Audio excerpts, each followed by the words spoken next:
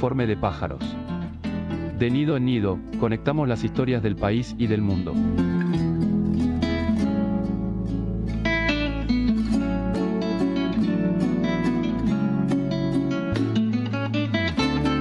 Aterrizajes precisos en tiempos de turbulencias.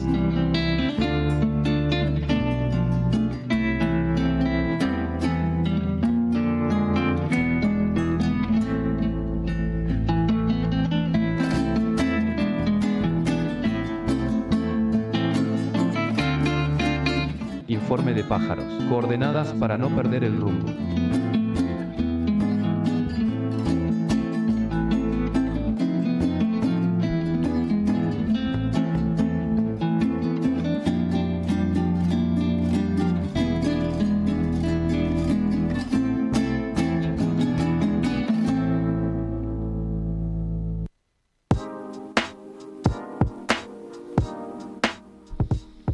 Buenas a todos nuestros queridos oyentes. Acá estamos nuevamente en esta mesa, en esta mesaza, como suele decirse, del capítulo número 42 de Informe de Pájaro. Buenas tardes, buenas noches.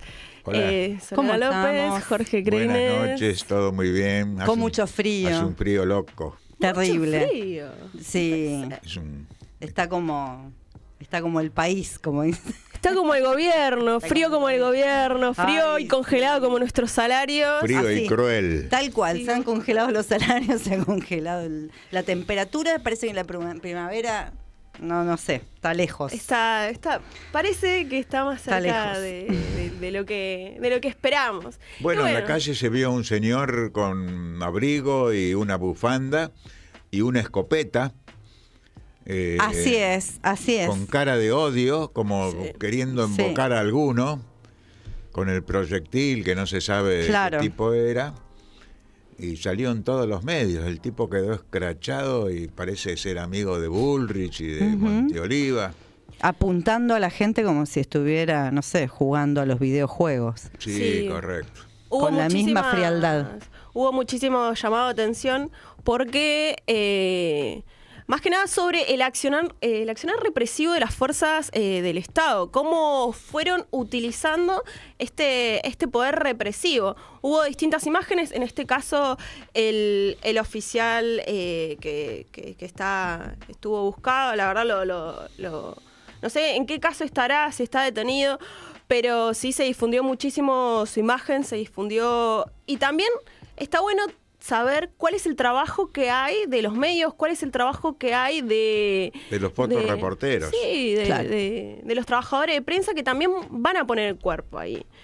Hubo distintas irregularidades del accionar represivo, en este caso también otros policías con la señal de disparar con cartuchos de gas lacrimógeno, ¿no? Como han dañado a Pablo Grillo de esa misma manera. Que no es el mismo gas lacrimógeno que conocimos, por ejemplo, en las dictaduras. Es un gas lacrimógeno con ácidos, con más efectos sobre la piel, sobre los ojos, e incluso sobre la claridad que uno puede tener en el momento de aspirar ese tipo de material. Claro, sí, quienes hemos estado en los momentos de represión podemos constatar que, bueno, yo ya tengo muchos años en instancias de represión en el país, experta en gases lacrimógenos.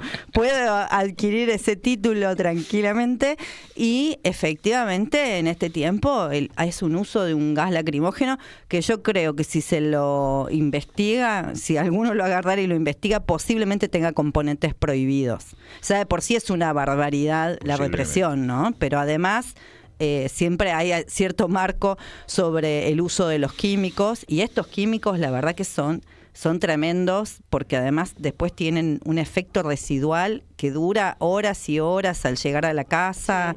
Se mantiene activos y producen, bueno, una serie de síntomas que el objetivo, en definitiva, es no solamente reprimir el momento, sino desalentar la movilización popular, que por suerte está lejos de desalentarse y se mantiene sumamente activa. Es que la única respuesta que tiene el gobierno a las demandas populares es la represión, porque ellos todavía quieren seguir con el ajuste, un poco dicen como que esto recién empieza y que, bueno, dentro de 18 meses siempre dan un plazo, ¿no?, para que la gente se quede esperando, inactiva, a ver si las cosas se solucionan, pero bueno, es una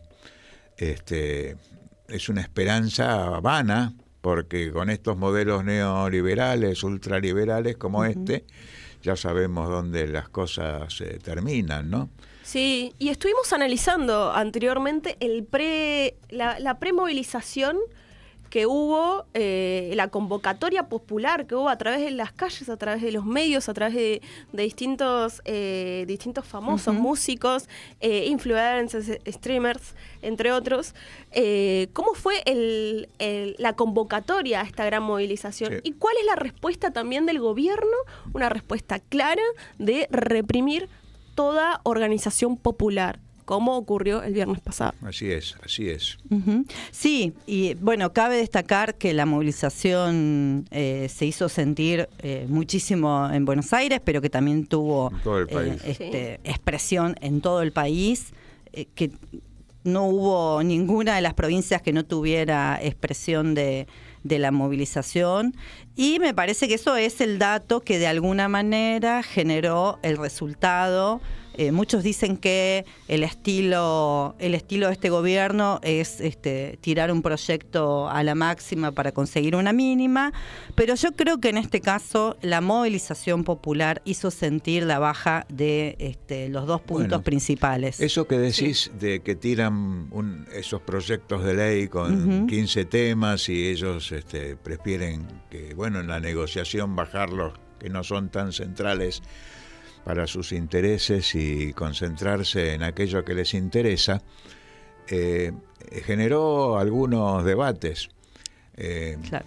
Por ejemplo, bueno, sufrieron un golpe muy duro y estaban con bastante bronca en la Casa Rosada porque no pasó el proyecto de extranjerización de tierras, y tampoco pasó el proyecto el proyecto que dificulta las expropiaciones estatales. Algunos puntos sí quedaron, y este debate sobre que tiran muchos temas para concentrarse en uno se está dando ahora en el proyecto de reforma electoral. Sí. Yo después en la columna voy a decir unas palabras sobre la cuestión electoral, pero el punto es que se genera un debate. Algunos consideran que lo que quiere el gobierno a toda costa es eliminar las PASO, cuando en realidad, bueno, es un tema polémico, pero lo que nosotros consideramos que lo que el gobierno quiere eliminar es el derecho de los partidos políticos a existir prácticamente, ¿no? Exigiendo más personerías regionales para tener presencia como partido nacional, duplicando la cantidad de afiliados que son necesarios para el reconocimiento, y toda una serie de exigencias, para lo cual va a quedar una especie de bipartidismo de dos grandes fuerzas o tres al estilo yanqui, y eliminar a todas las fuerzas políticas que hoy empiezan a constituirse como oposición, como resistencia, como alternativa. Y entonces, bueno, esa estrategia hay que ver en el Senado cómo funciona, porque algunos senadores opositores, y senadoras quiero decir también, consideran que tienen que defender a toda costa las PASO, y no les importa si van a quedar proscriptos, de hecho, porque son legislaciones proscriptivas que intervienen en la vida interna de los partidos políticos, cosa que no debiera ocurrir. Pero sectores asociados al bloque opositor principal del Senado ponen el centro en defender las PASO, que es un interés que uno puede considerar legítimo, de tratar de resolver por esa vía una unidad imposible de sostener, y que por esa vía la resolverían, pero se resuelve en los marcos de una legislación del Estado. Exactamente. Así que, bueno...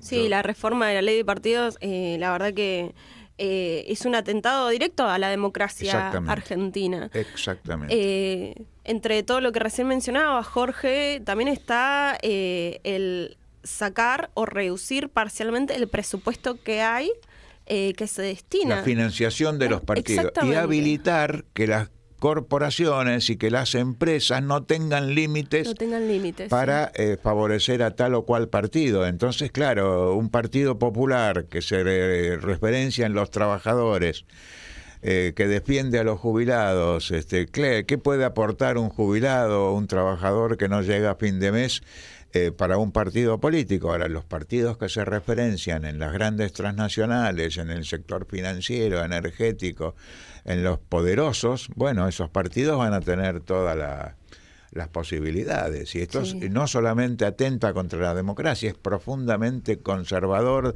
defensor del statu quo y conspirador contra toda clase de alternativa. Así es.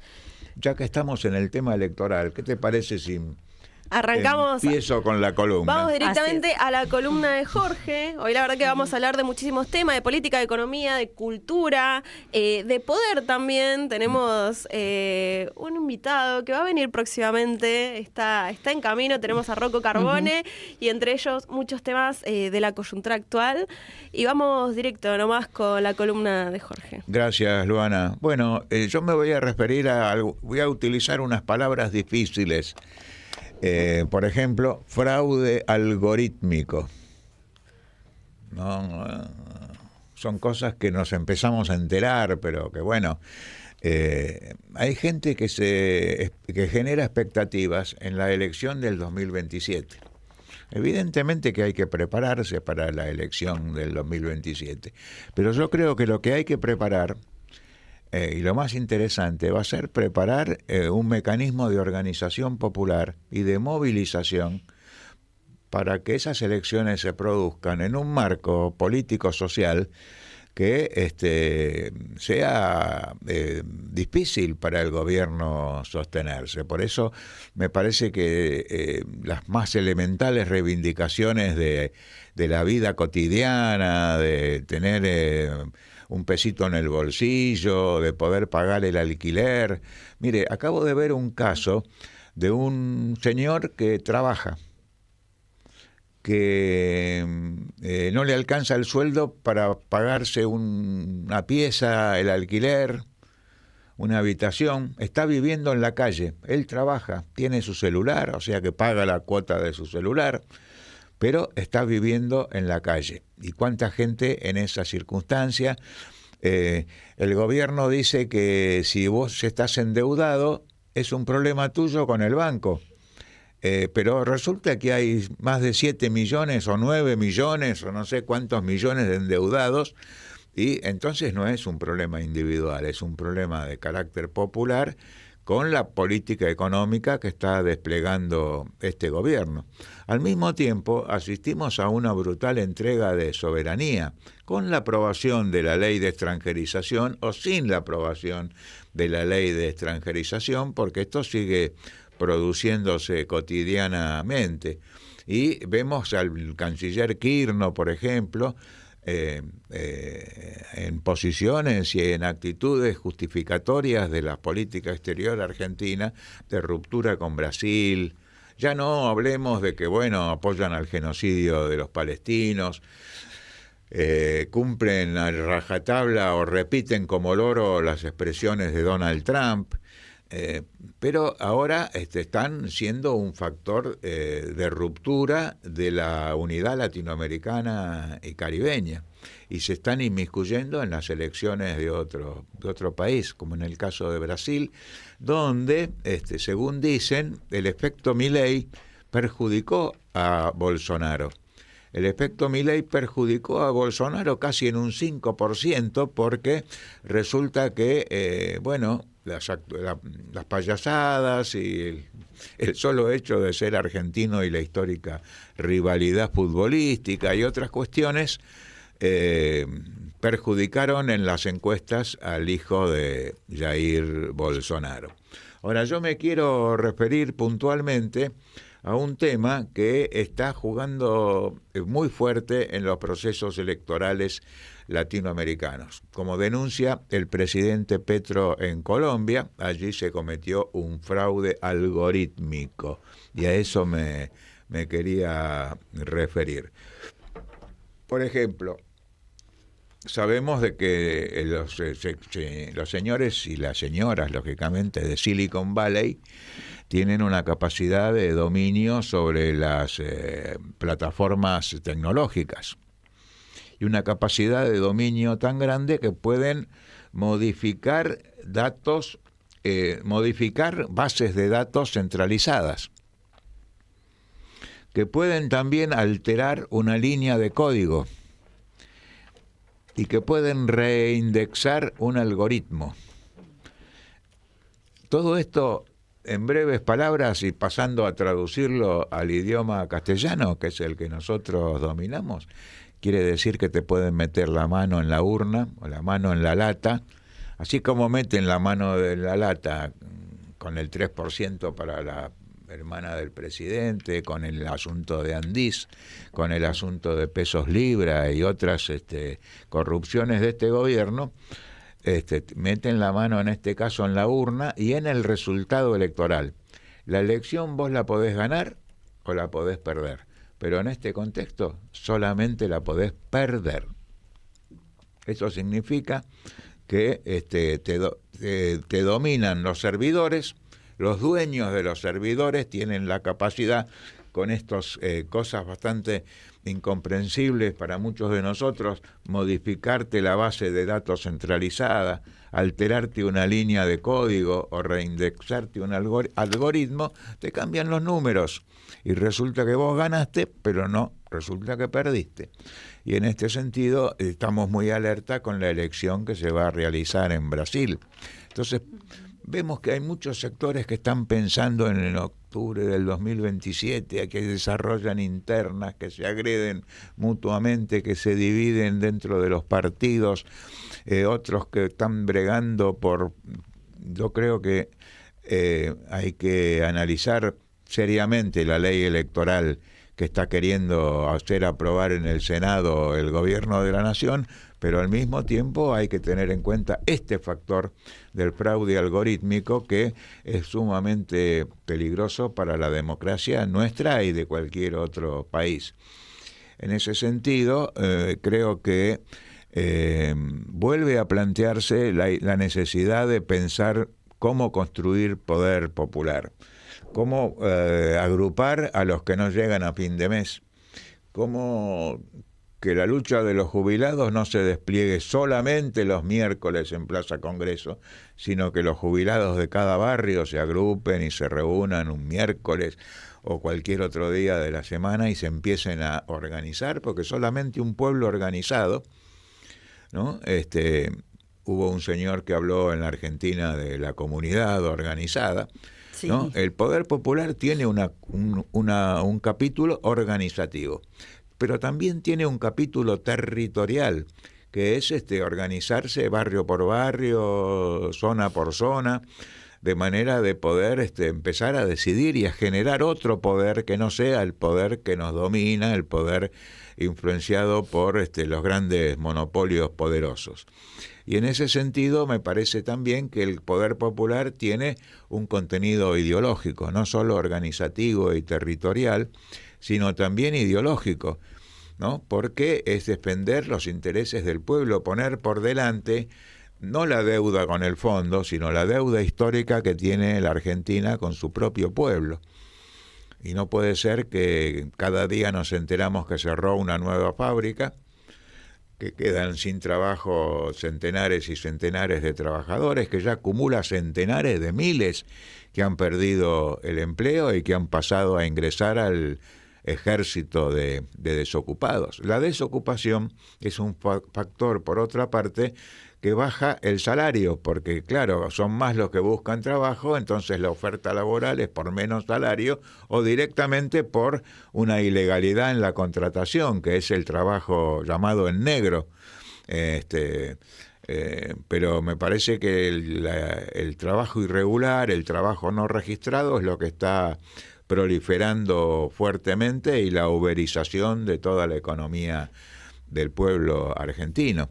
Entonces me parece que la mejor forma de confrontar al gobierno hacia el 2027 es pensar en la organización popular, con este componente territorial, organizativo, reivindicativo por sobre todas las cosas, político y también ideológico, en el sentido de que estamos enfrentando no a un gobierno, sino a un sistema, y no podemos seguir transitando la historia argentina desde gobiernos ultraliberales. Después viene un gobierno que repara algunos daños pero que no resuelve la cuestión fundamental, y en esta historia vamos de Mileyes a Alberto Fernández, y así vamos transitando de mal en peor en la vida de la Argentina.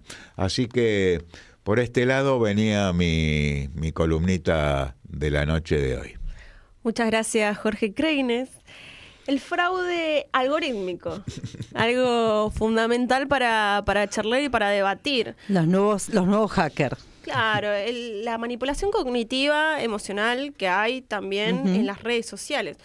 Los sabotajes que hay en época de campaña dentro de lo que son las redes sociales, que llegan masivamente a la población. Y ahí están instalando verdades, instalando mentiras, como si fueran verdades, en un contexto tan complicado que es dar la batalla cultural.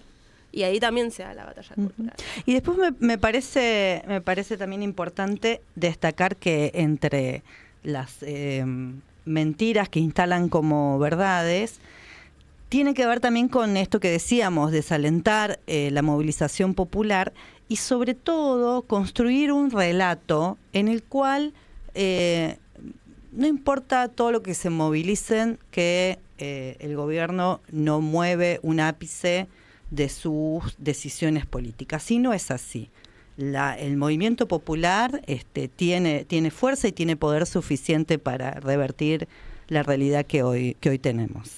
Sí, hay una organización popular que se ve en la calle, hay una demanda social. Vamos a poner otro ejemplo, ¿no? Como es la ley de financiamiento universitario, ¿no? Hay una demanda popular. Hay ahora un paro y una movilización, ¿verdad? Sí, para sí. mañana, miércoles. Así es, de docentes universitarios. Que fueron, la verdad que entre los jubilados, entre las personas con discapacidad, el área docente universitaria, el área científico-tecnológico fue uno de los puntos centrales de gobierno en el que vaciaron completamente el presupuesto estatal. Obviamente hay una política de Estado atrás, y esta política de Estado es desfinanciar para posteriormente privatizar, ¿no? Y bueno, y seguimos con más. Ahora tenemos en el piso, charán, a Rocco Carbone. Vamos. En breve nomás va a estar acá charlando con nosotros y con nosotras en esta gran mesaza. Hablando un poco... Yo creo que fue una introducción un poco lo Perdón, que esto de recién mesaza, decía. ¿usted quiere imitar a Mirta Legrand allí en la cabecera de la mesa? Sí, vamos. Los cordobeses diríamos una mesanonom, Una porque mesanonom. todo siempre tiene que ser mucho más grande.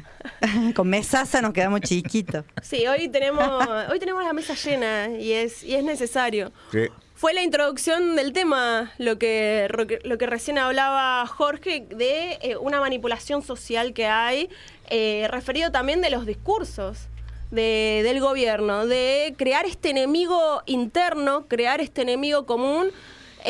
Obvio que no sale de acá de la Argentina, es una bajada de línea yanqui de crear esta idea del enemigo fascista, el enemigo de izquierda.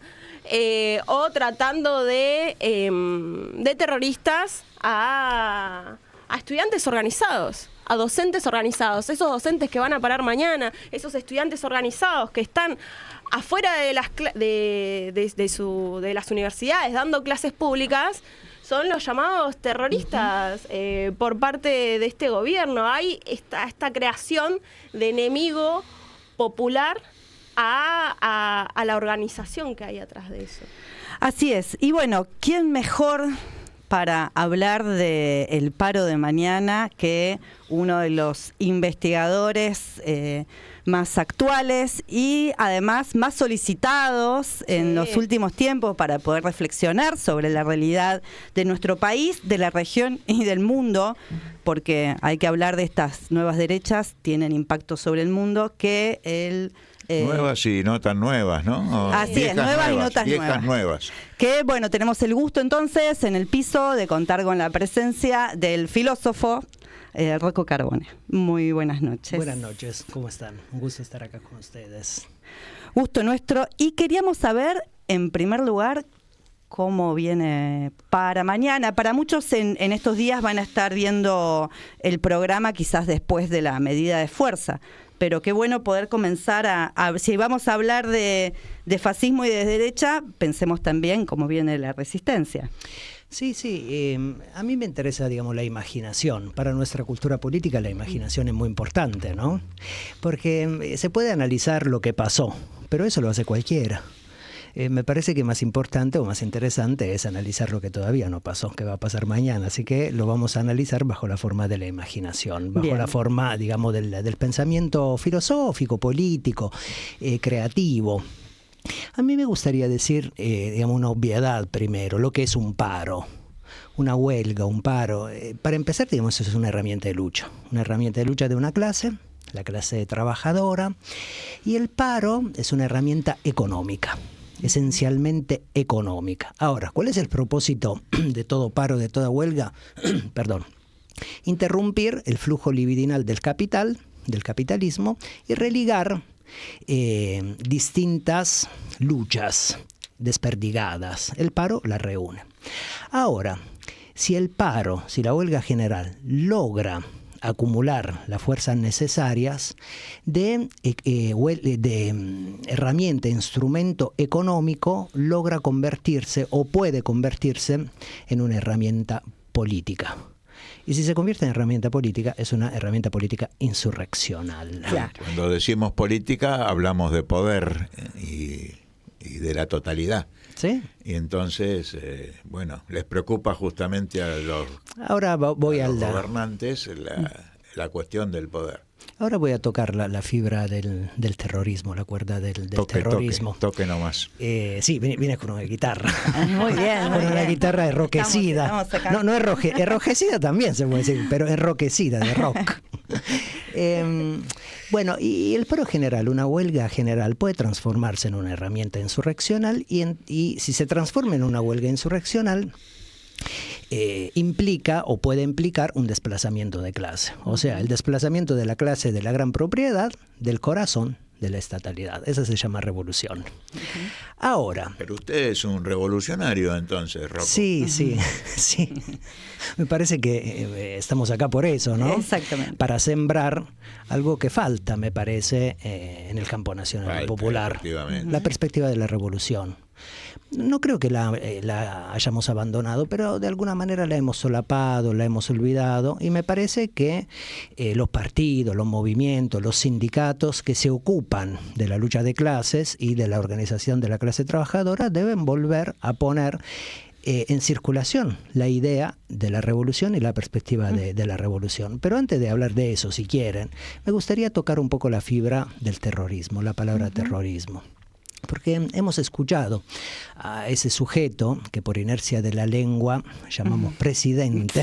Claro, tal cual. Yo creo que deberíamos encontrar alguna otra palabra. Hay una convención que debería modificarse. Sí. En realidad es la inercia de las leyes y de la normalidad constitucional, institucional. Claro. Sí, Jorge, vos decís una cosa interesante, ¿no? Pero al mismo tiempo, digamos, todo lo que decís está en la lengua, ¿no?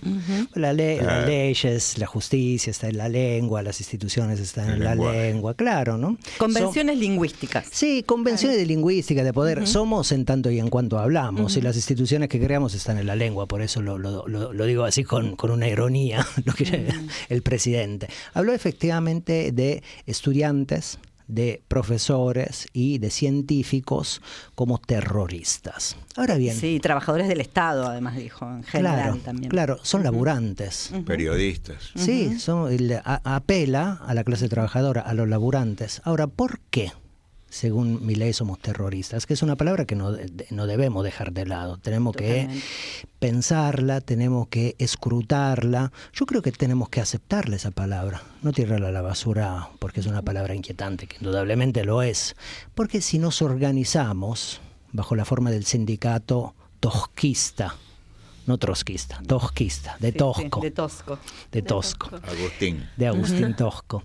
Si nos organizamos bajo una forma de un sindicato tosquista, de un movimiento nacional y popular de liberación, un partido revolucionario, efectivamente la clase trabajadora se transforma en un terror para la clase de la gran propiedad. Y entonces un paro como el de mañana puede ser un problema para el gobierno, sobre todo, y aquí termino, hemos terminado esta parte de la intervención para ver qué piensan ustedes también o nuestra oyentada. El clima social en la Argentina para mí se modificó. Sí. El clima social se modificó a partir del jueves de la semana pasada. Las fuerzas represivas no pudieron rajar a la movilización con facilidad. Y me parece que ese clima social que se modificó depende de un hecho soberano, compañeros y compañeras. Las Malvinas son argentinas. Ese hecho soberano que apareció en una pradera. Hay un reverdecer soberanista. Claro, me parece que una consigna de este momento es la soberanía. ¿Qué es la soberanía para mí? Ser dueño de sí, no ser esclavo. El pueblo soberano. Sí, y a mí me gustaría decir esto, las Malvinas son argentinas y la Argentina es de la única clase nacional que la defiende, la sostiene todos los días, la habita la clase trabajadora. Así es. Sí, veníamos analizando el fenómeno de la bandera que se desplegó cuando fue el campeonato, el mundial, jugando contra Inglaterra, y el espíritu que surgió a partir. Yo creo que la antesala de la movilización del jueves, no sé qué opinas vos, fue ese festejo del triunfo sobre Inglaterra, que nos llevó a expresarnos en las calles, no solamente claramente en contra de Inglaterra y que siga manteniendo su poder colonial en nuestras Malvinas, sino además que lo vivimos casi como si hubiésemos ganado una batalla. Claro. Ese fue el festejo. Sí, yo creo que hay muchísimos factores. Hoy, en primer lugar, cómo salió el Mundial de Fútbol. En un país tan futbolero como la Argentina, empieza a crear este sentido de nacionalismo, ¿no? De poner la bandera, de que somos todos argentinos, que tal vez no ocurre en otras ocasiones cuando llamamos a defender nuestros propios recursos naturales, cuando llamamos a defender la soberanía nacional. Pero empieza a surgir, ¿no? Ahí siguen estando las banderas argentinas en los balcones. Ahí hay un tema que justamente le quería preguntar a Rocco, porque hablamos mucho de que en Argentina hay una crisis de representación. Sí. Ahora, la selección nacional de fútbol de alguna manera ejerce una representación, Sí. que por ahí otros sectores organizados de la sociedad no lo pueden hacer en estas circunstancias. Y esa representación genera a su vez un consenso. Y el consenso en este caso es la soberanía de la Argentina, que es sobre las Malvinas, pero sobre muchísimas cosas más, en un momento donde se habla de la extranjerización de la tierra y de entrega del patrimonio nacional, y en fin. Y entonces es evidente que el factor reivindicación, no llegar a fin de mes, perder el empleo, empieza a relacionarse también con este tema de la soberanía, y produce una amalgama que genera bronca, que genera convocatorias de movilizaciones y de paros y de acciones que pueden empezar a cambiar el curso negativo que viene teniendo la situación argentina en el último tiempo. Sí, dijimos chispa, ¿no? Las Malvinas son argentinas, esa bandera en esa pradera. Ahora, chispa es una antigua palabra que se puede decir en otra lengua, iskra. Iskra. Una antigua herramienta leninista. De un periódico. Un periódico que constituyó un partido, el Partido Comunista. El señor que fundó ese periódico dijo, primero saquemos el periódico y después hagamos el partido. Claro, porque nuestras cabezas son tendencialmente conservadoras, porque la ideología que más tenemos a mano, incluso en el siglo XXI, es la ideología burguesa. Claro. Entonces, un partido, que es una herramienta política, un movimiento, un sindicato que es una herramienta política, lo primero que deben hacer es poner otras ideas a circular en la cabeza de la gente, sobre todo de los trabajadores y las trabajadoras. Ahora, esa chispa tenemos que ser capaces de mantenerla activa, la chispa que se creó en esa pradera, en esa cancha, y que hubo una transfusión o se activó una correa de transmisión y la vimos activada soberanamente en la plaza de la semana pasada. Mañana va a haber otro paro, y efectivamente para desplazar a la clase de la gran propiedad, que representa a Milei, de la estatalidad, tenemos que efectivamente ir en un plan, tenemos que ser capaces de constituir un plan de lucha que vaya en alza. Y quiero decir otra cosa respecto de lo que decía Jorge, porque el fútbol no es cualquier cosa. Uh-huh. Miren, ustedes saben que yo soy italiano, o calabrés del sur. ¿Y de qué equipo italiano sos vos? Bueno, cuando vivía en Italia era del Nápoles. Nápoles. Claro. Bueno, yo tengo una teoría, que la gente se equivoca. Yo me equivoqué al nacer. Hubiera tenido que nacer en Chacarita, nací en Cosenza. Bueno, en fin. Pero quiero decir una cosa que es importante. Maradona. Maradona fue muy importante para el sur de Italia, pero no solamente como símbolo, no solo como futbolista, porque fue una reivindicación política. Y el sur de Italia, que es una región históricamente relegada, que está históricamente en estado de semicolonia respecto al Estado italiano, lo que no pudo hacer políticamente, lo que no pudo hacer socialmente, lo que no pudo hacer culturalmente, lo hizo con Maradona. Claro. Fue una emancipación popular, o nacional popular, para decirlo con Gramsci. Entonces, por eso insisto que esa bandera es muy importante. Y luego me parece que el capitalismo, Jorge, que este capitalismo del siglo XXI, está pone a la humanidad frente a otra acumulación originaria. Nosotros lo sabemos, la acumulación originaria es una categoría de Marx y en algún momento, representa el surgimiento, la emergencia del capitalismo. Un grupo de personas, una minoría, organizan la propiedad privada y se apropian de la tierra y de las herramientas. Se las sacan a las grandes mayorías. Privan a los demás. Claro. ¿Qué es la propiedad privada? Es la privación de la propiedad del otro, de grandes mayorías. En este momento el capitalismo está en un estado de plataformización. ¿Esto qué quiere decir? Que los datos de nosotros y nosotras que estamos acá y de todo el mundo que nos escucha no son nuestros, son de ellos. Son apropiados. De los Peter Thiel, de los Palantir, de los Elon Musk, de la vida, etcétera, etcétera, etcétera. Eso es el primer elemento, la plataformización, la apropiación de los datos nuestros. Luego, otra cosa de las cuales se apropian es de la fuerza de trabajo global a través de las plataformas. Y otra cosa muy importante, y acá termino de nuevo, igual córteme cuando quieran porque el profesor suele ser larguero.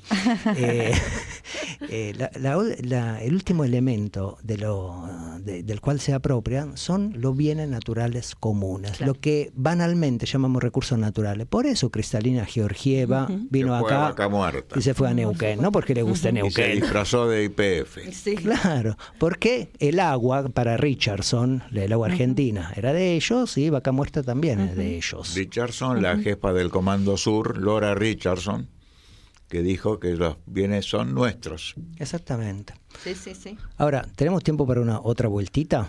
Tenemos Sí, claro.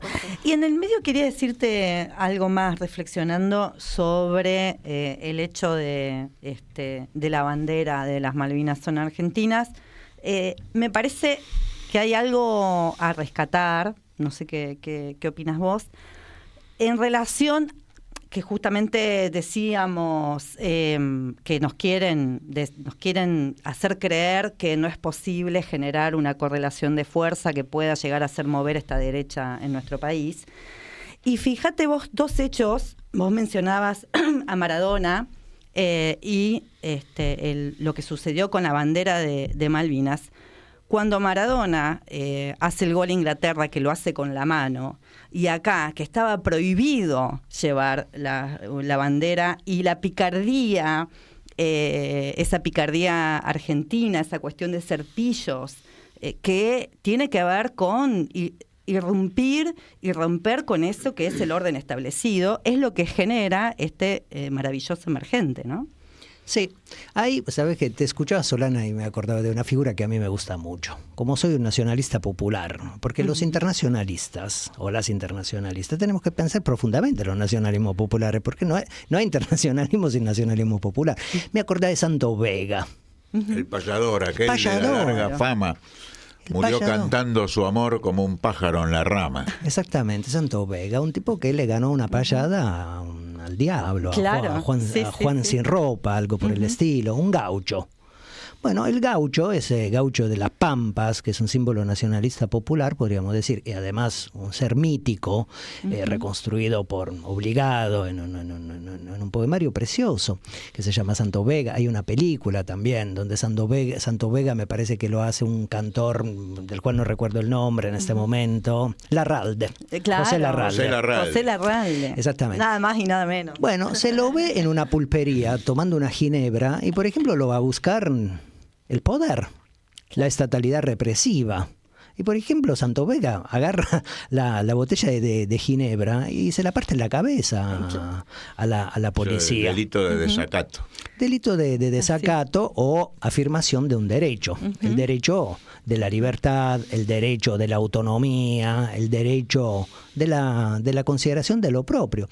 Bueno, me parece que la Argentina, en nuestro campo, el campo nacional y popular, yo creo que en este momento de nuestra historia política carecemos de una idea, que es la perspectiva revolucionaria. Y sobre esto quiero decir un par de cosas.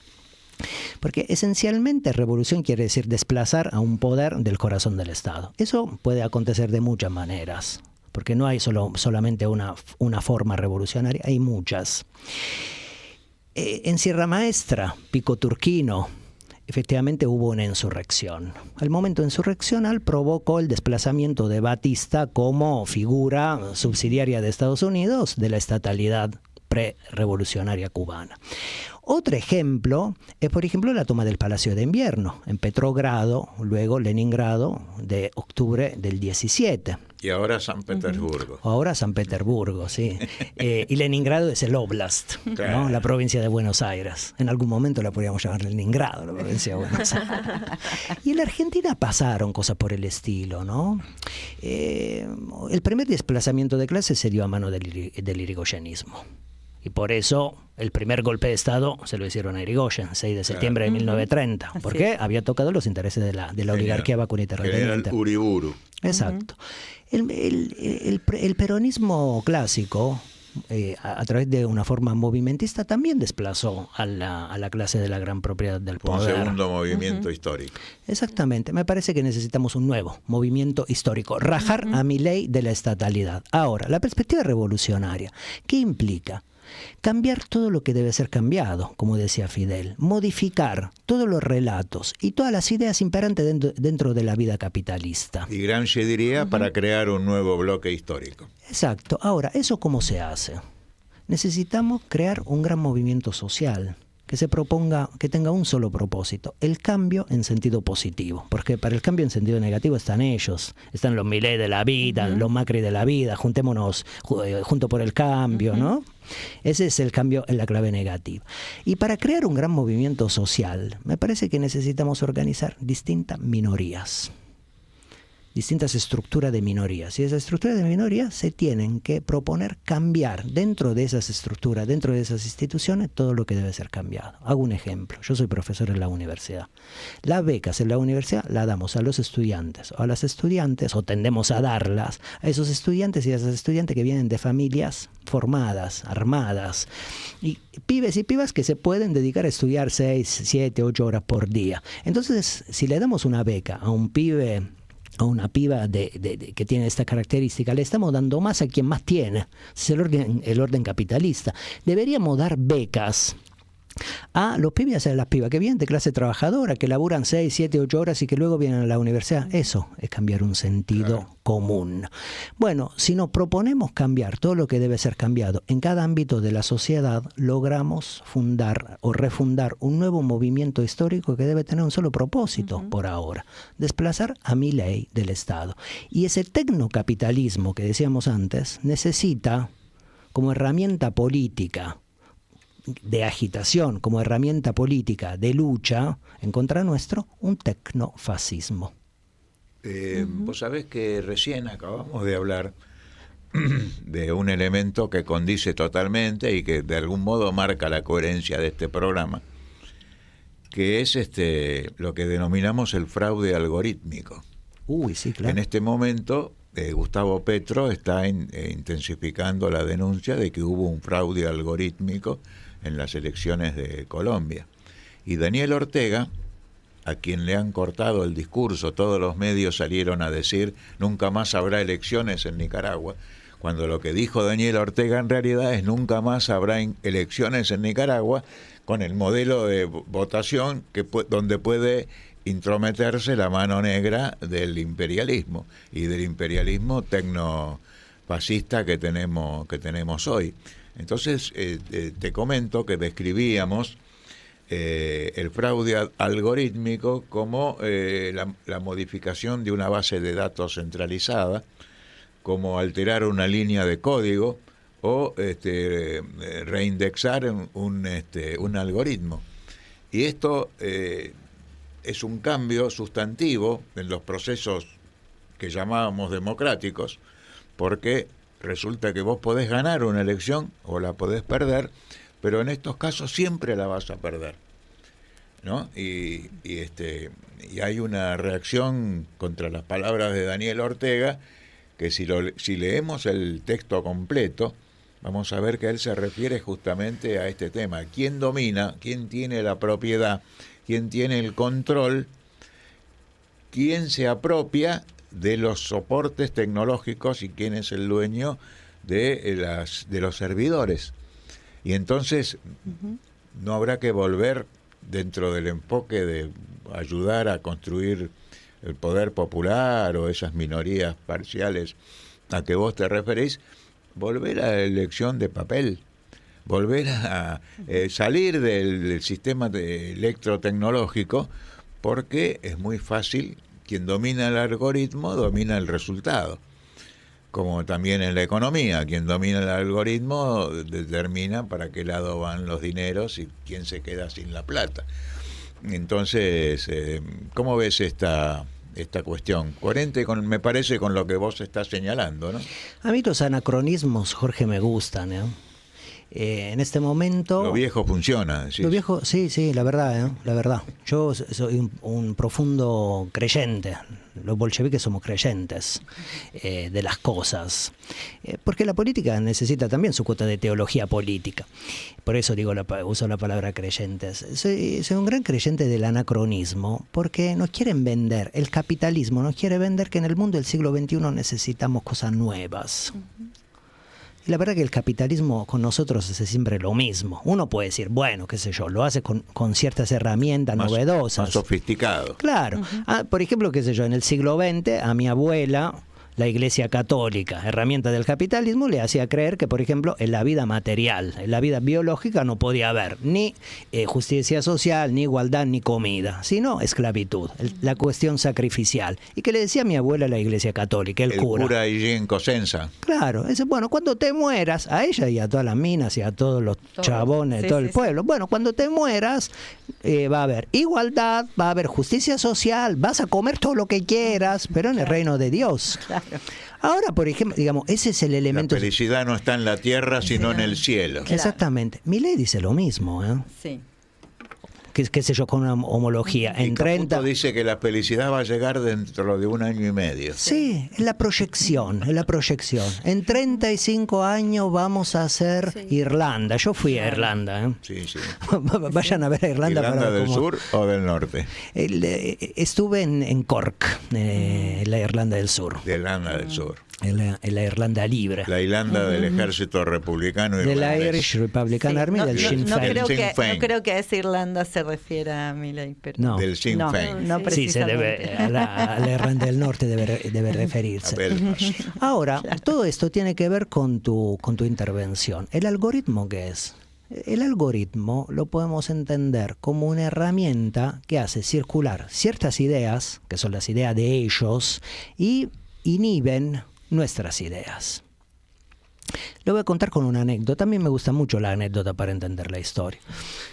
En la última feria del libro me invitaron a hacer una actividad. Y como me gusta caminar mucho, salí de Chacarita y fui caminando. Pasé por Palermo y vi a una mamá palermitana, simpática, jugando con una hijita de 6-7 años. Y que le proponía a esa mamá a la hijita: corramos en una vereda para ver quién llega primero en la otra punta. Esa es la ideología del capitalismo. Competencia, competir, y por ejemplo, la meritocracia, ver quién llega primero. Una idea revolucionaria, ¿qué sería?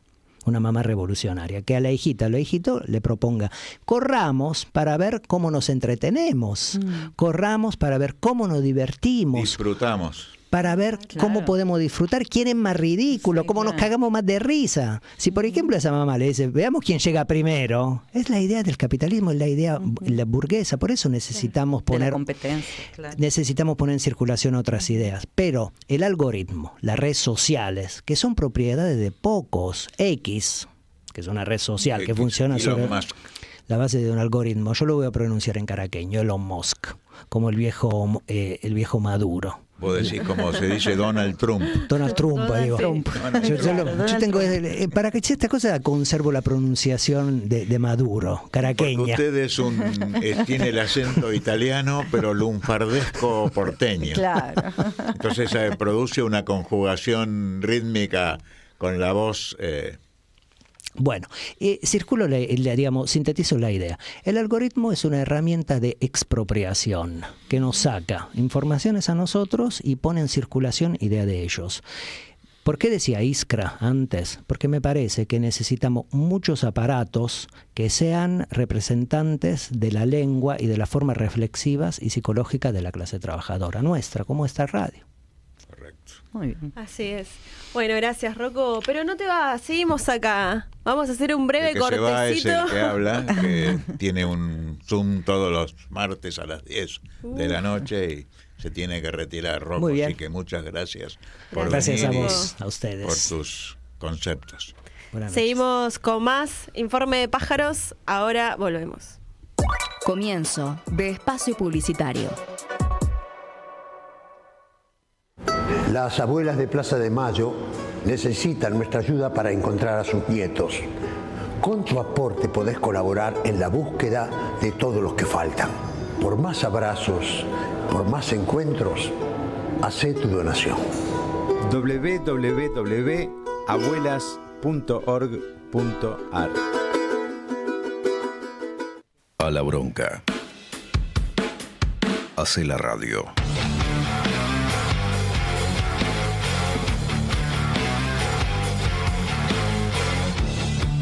Radio con aguante. Resistiendo desde el aire. Una panacea radial. Entre tanta lengua suelta. Transmisión de señales En el universo online. Aguante. Totalmente distintos, pero encajando perfectamente. Aguante. Aguante. ¿Necesitas hacer un trámite en la provincia y tenés dudas? Llama al 148, el servicio gratuito del gobierno de la provincia de Buenos Aires, para que accedas a la información que necesitas, sin vueltas.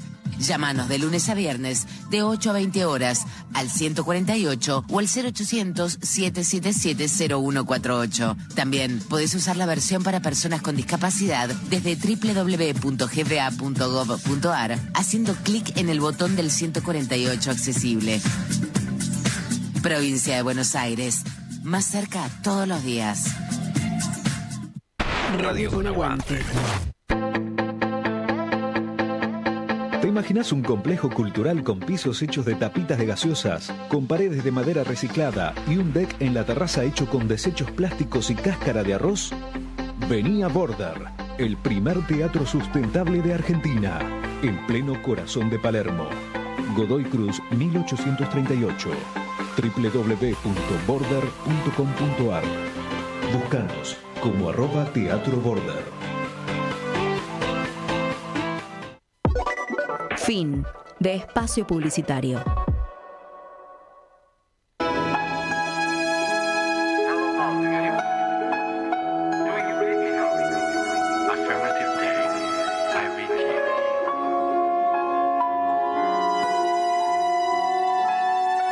Informe de pájaros.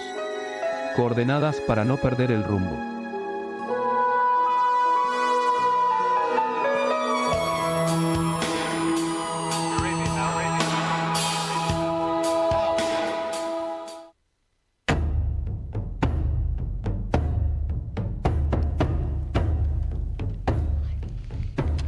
Y estamos nomás, volvemos, se nos fue Jorge, los saludamos y seguimos acá con nuestro invitado estrella, Rocco Carbone. Recordemos que Rocco es escritor, es filósofo, analista político. Y yendo un poco a la coyuntura actual acá del país, ¿no? Y fuimos por varias ramas, fuimos por la manipulación algorítmica, fuimos por la soberanía, la lucha por la soberanía, los medios de comunicación, la creación de poder popular, la creación de poder sobre todo. Y te pregunto, Rocco, ¿cómo estás viendo la coyuntura actual del país? ¿Cómo lo estás viendo también a nivel internacional, desde un ámbito más geopolítico? ¿Y cuál es para vos la principal disputa que está atravesando la sociedad argentina? Bueno, yo te agradezco lo de estrella, pero mi vieja decía que la estrella era mi hermano y yo era el estrellado. No coincidimos. No lo conozco a tu hermano. Y bueno, mi hermano es un capitalista, yo en cambio no. Vos sos la estrella roja. Yo soy el estrellado.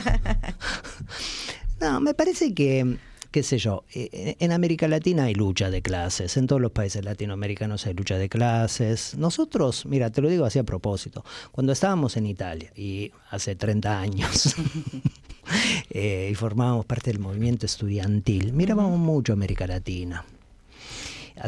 Cómo se podía mirar a través de los diarios, los pocos recortes de la televisión, porque nos parecía efectivamente un continente revolucionario. En este continente acontecieron grandes revoluciones. Hace 30 años que estábamos atravesando los años 90, finales de los 90, era como el momento ese de ebullición, digamos. Claro, entre fines de los 90 y principios del 2000, qué sé yo, el movimiento zapatista, Chávez, en fin. 94, 98.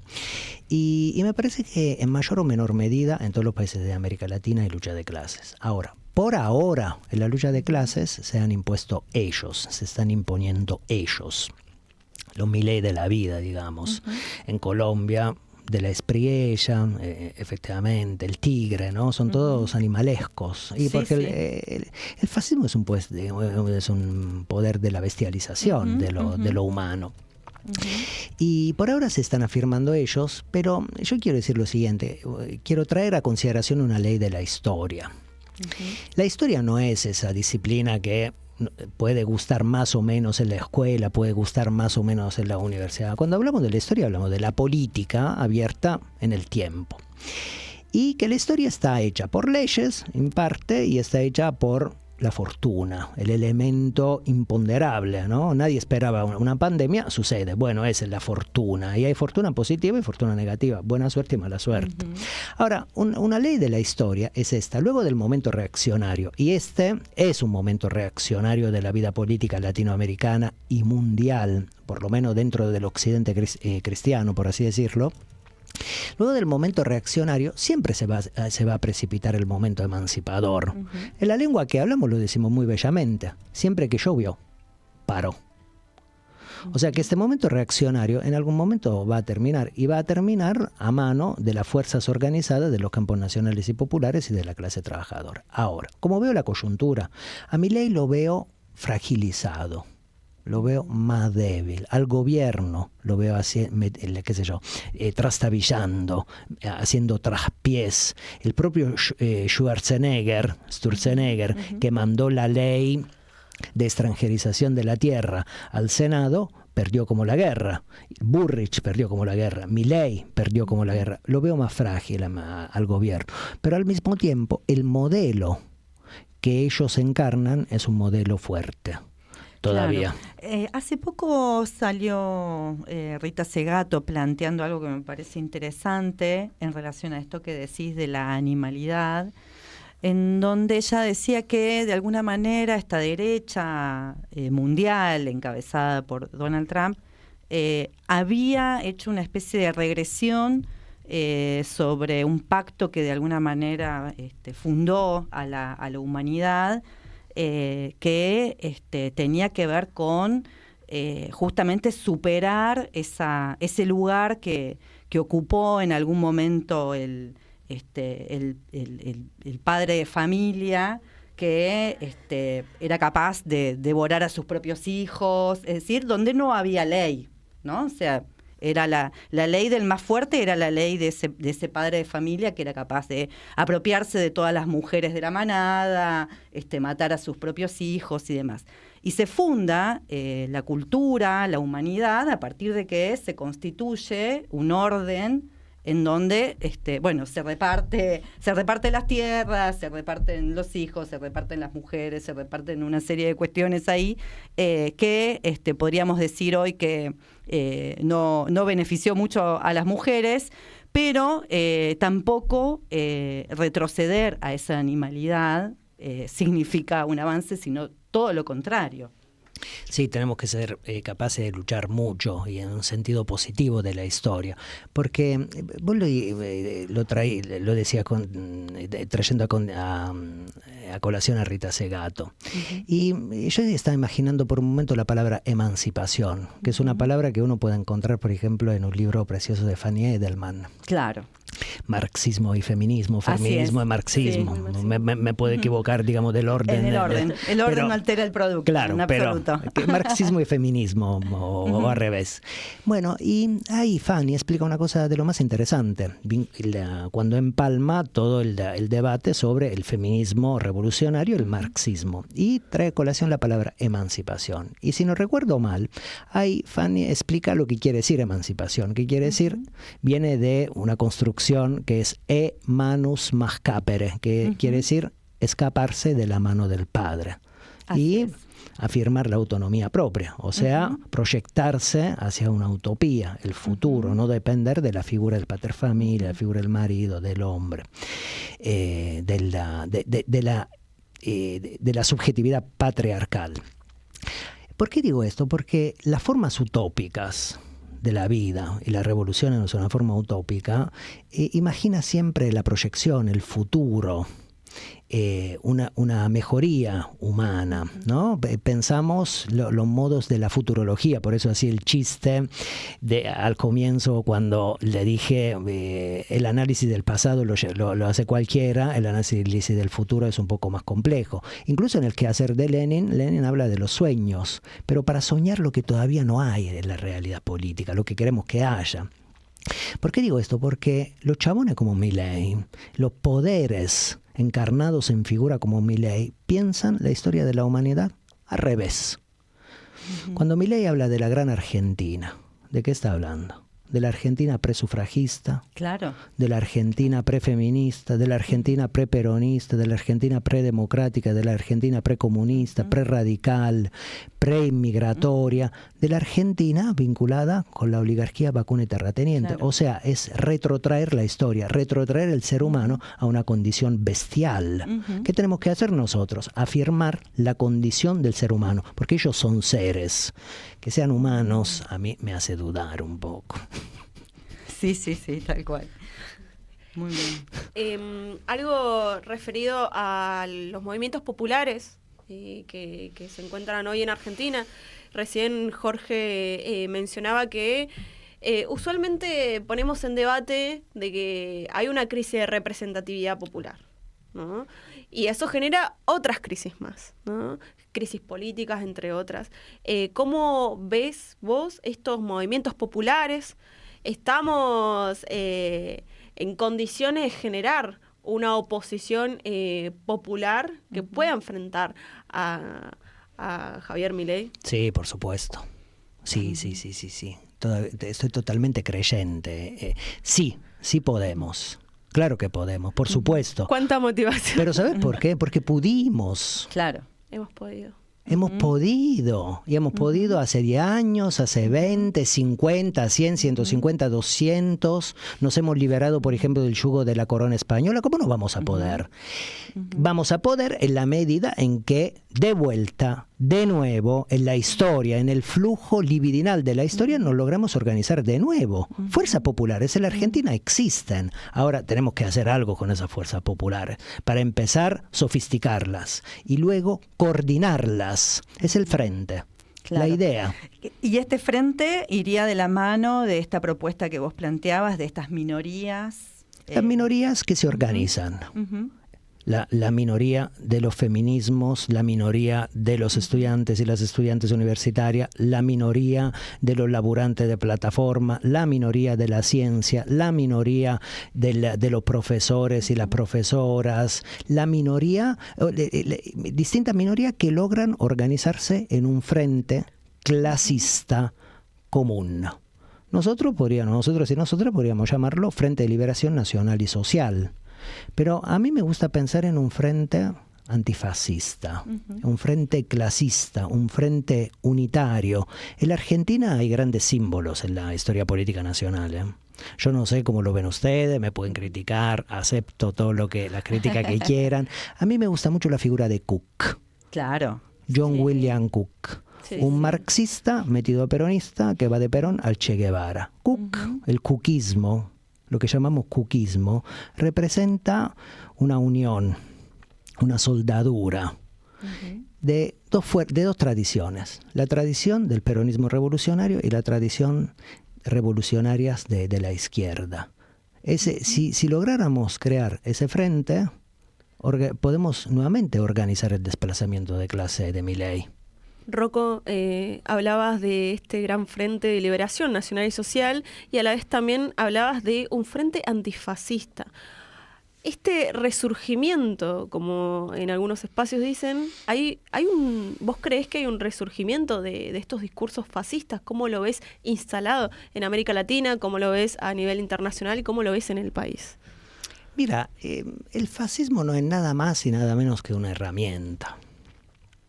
Como decíamos, aquí es la iglesia, ¿no? La iglesia católica, uno puede decir, bueno, qué sé yo, está el cura, es la mediación de ser 800 dioses en la tierra, pero es una herramienta del capitalismo para frenar la lucha de clases. Bueno, ¿qué es el fascismo? Es una herramienta del capitalismo. El capitalismo, cuando atraviesa ciertos momentos críticos de la historia de la humanidad, puede meter la mano en un arcón y sacar ciertas herramientas. Ahora, el neoliberalismo es una herramienta del capitalismo. El fascismo es otra. Ahora, ¿cuál es la diferencia entre el neoliberalismo y el fascismo? Lo voy a decir muy brevemente. El neoliberalismo destruye o fragiliza mucho la soberanía. Menem, que vende todo. Sí. Aerolíneas, Aguas Argentinas, qué sé yo, la Telefónica, etcétera. Es una fragilización de la soberanía. En cambio, el fascismo destruye la soberanía. Como dice un compañero que se llama Alejandro Kaufman, la suicida. Bueno, ¿qué es el fascismo? Es una herramienta que usa el capitalismo y los capitalistas para cuidarse, para cuidar a su clase social, a la clase social del capitalismo y descargar todas sus patologías sobre los hombros de la clase trabajadora. Así es.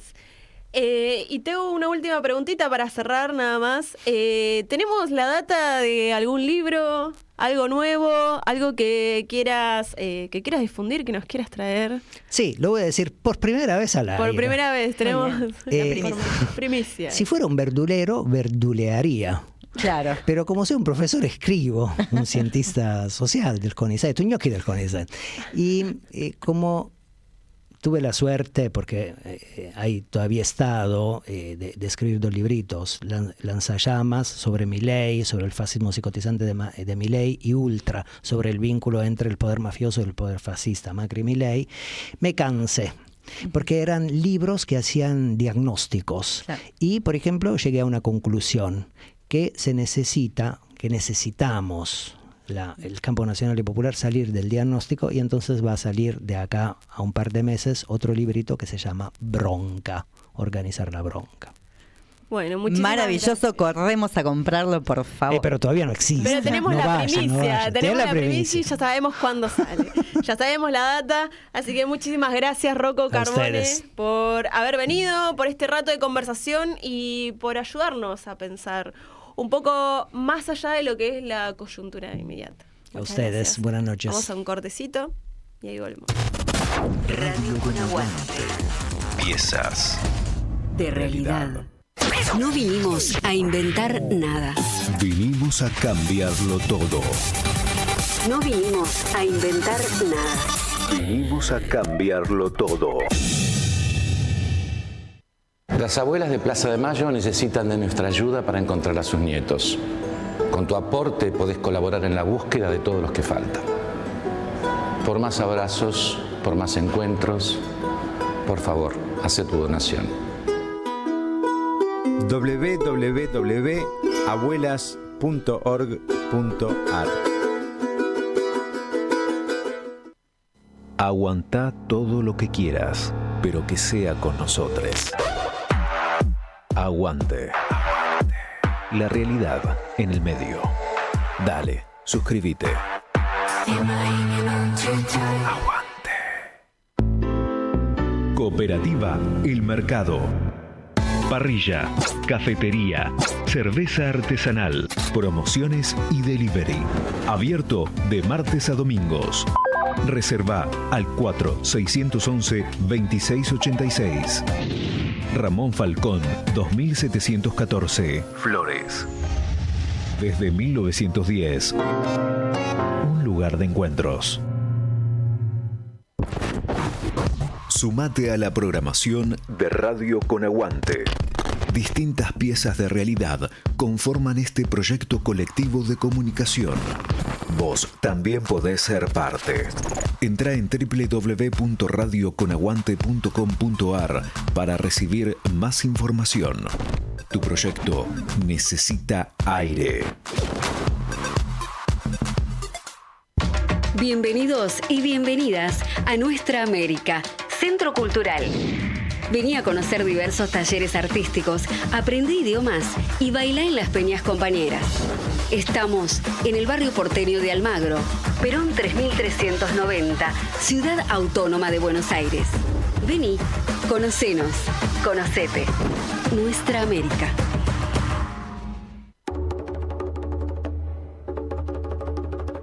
Teatro, danza, música, cine, series, libros y canciones.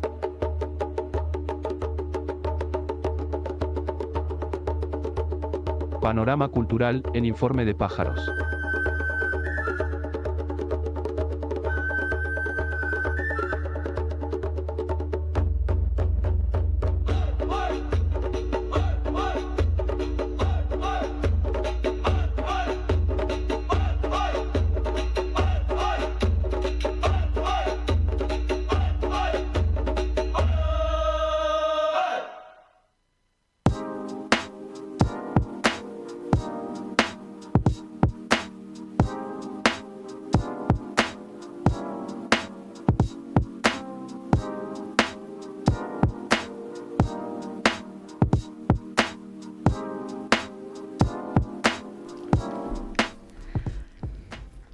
Volvemos con Informe de Pájaros, capítulo 42. Dijimos que en el capítulo 50, en la edición 50 de Informe de Pájaros, vamos a hacer una fiesta muy muy grande acá en Radio con Aguante. Y tenemos, ahora ha llegado hubo demanda popular de... Sí, llegaban mensajes diciendo, ¿y Pablo dónde está? ¿A dónde está Pablo? Y acá tenemos a Pablo. ¿Tengo una cámara? Sí. Sí. Escuchen, no, yo me quiero presentar formalmente. Primero, disculpa, llegué más tarde, pero no importa, de afuera se ve todo siempre mejor.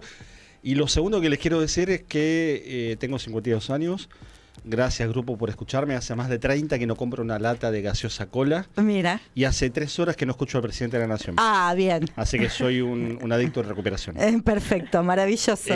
De la gaseosa cola no tuve recaídas. Del presidente tengo una casi a diario. Así que todavía no me logré curar del tema. Pero bueno, ya está, me presenté. Bien, fantástico. Bueno, el chiste lo venía pensando desde la mañana. Creo que era más o menos así. Era así. Se presenta solo, Pablo. ¿Necesita o no necesita presentar? Bienvenido a la noche de Informe de Pájaros. No sé, de algo anónimos. Viste que se presentan así, sí, ¿no? Buenas, hola, mi nombre es Pablo. Claro. Sí. Llevo 3 horas de abstinencia de no ver a Milei. Otras abstinencias me duran mucho menos. Te duran menos, claro. Y tenemos una entrevista, ahora vamos a otro bloque de este programa. Tenemos una entrevista que acá nos hizo Solana López. Así es. Bueno, esta entrevista la grabamos porque la entrevistada actualmente vive en Inglaterra. Y hasta ahora está durmiendo. Claro. Entonces teníamos que respetar el sueño de la entrevistada. Se llama Verónica López. Ella es coterránea mía, en realidad es cordobesa, pero bueno, allá la enviamos a Inglaterra con tareas específicas. ¿Se llaman todos López en Córdoba, no? ¿O hay otros apellidos también? López, comunista, sí. Y bueno, hay una amiga entrañable. Y Verónica, además, es licenciada en Ciencias de la Comunicación, recibida en la Universidad Nacional de Córdoba.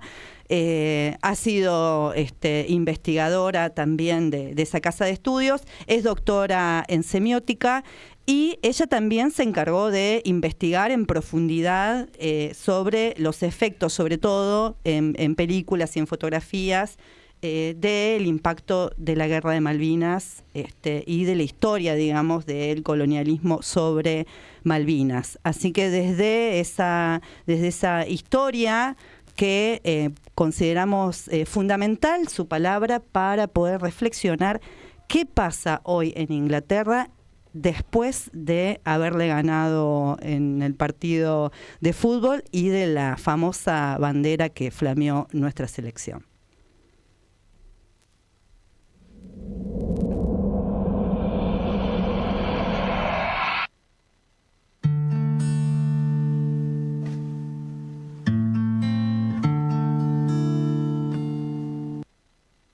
Bueno, agradecemos muchísimo que Verónica López hoy esté con Informe de Pájaros.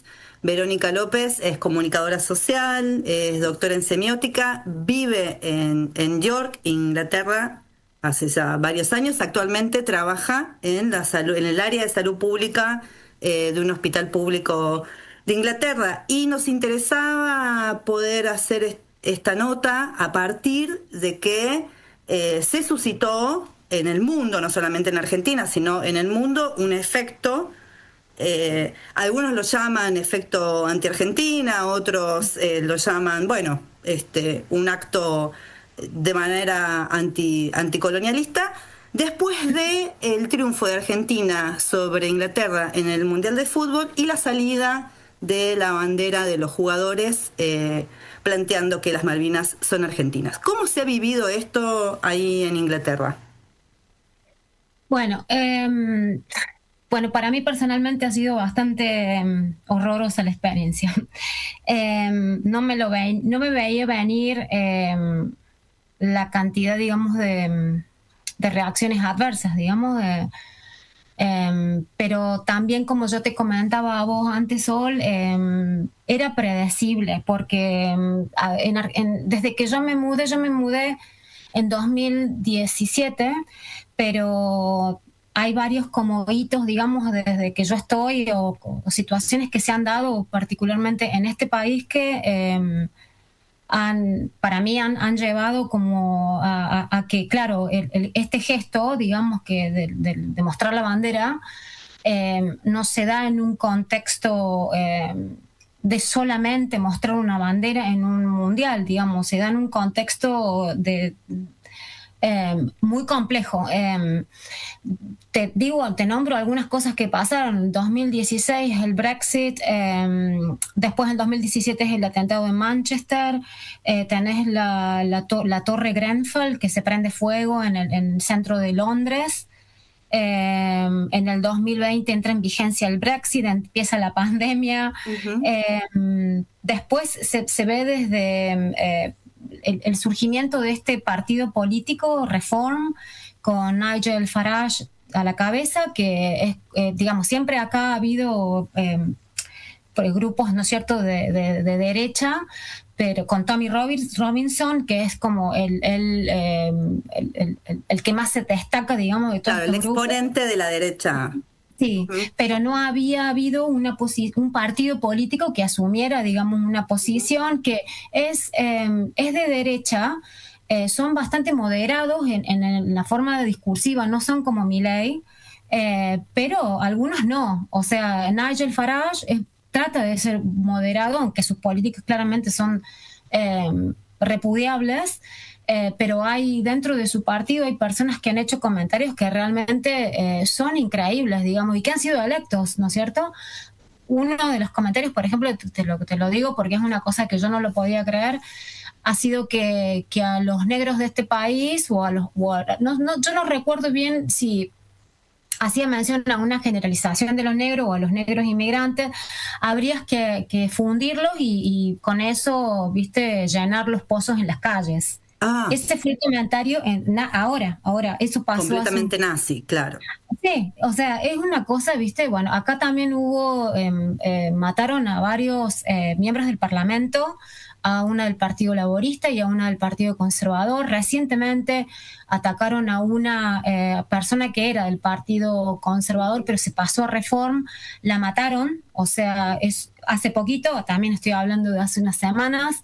Todas estas cosas, por supuesto, nadie... Mucha violencia política, claro. Sí, es increíble la violencia y la agresividad que hay, claro. Y bueno, recientemente se elige el nuevo primer ministro, ha habido 7 primer ministros desde el año 2016.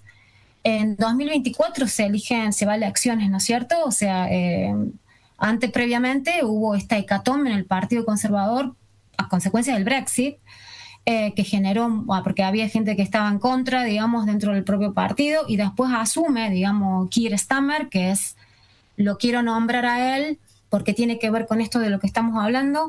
Él tuvo que irse, se fue el domingo pasado, creo que fue el domingo pasado, las cosas pasan muy rápido, asumió el nuevo primer ministro, tenemos un nuevo primer ministro del Partido Laborista, del área de Manchester, no me voy a acordar ahora, Burnham es el apellido, pero lo nombro a Keir Starmer porque él, después de lo que pasó con la cuestión de Malvinas, la bandera, él fue uno de los primeros que salió a decir, por supuesto que ellos no le dicen Malvinas, ¿no es cierto? Dicen Falklands, claro. Son británicas, ¿no es cierto? Salieron de tapones, con los tapones todos adelante y la cuestión en los medios fue terrible. Fue la cobertura de todo el mundial. Ha habido una animosidad contra la Argentina, contra el equipo, ¿no es cierto?, de Argentina. Yo veía la BBC o ITV, que se llama un canal privado, pero siempre, o sea, es civilización y barbarie en el fútbol. O sea, nosotros representamos lo más salvaje. Me acuerdo de uno que decía, cuando ganaron España, ganó el método sobre el caos. O sea, claro, nosotros representamos el caos, la agresividad, la violencia, la trampa, ¿no es cierto? Somos lo sucio, lo feo, lo malo.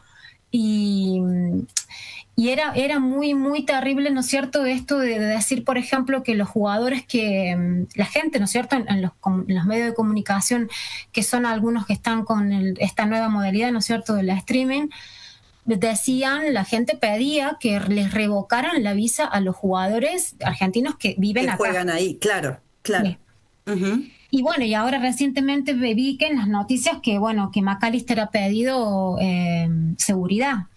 Esto a mí no me sorprende porque ya cuando Inglaterra pierde la final de la Eurocopa, ya no me acuerdo, fue la anterior, no la última, contra Italia, dos de los jugadores que lamentablemente, bueno, para ellos erran el penal, son negros.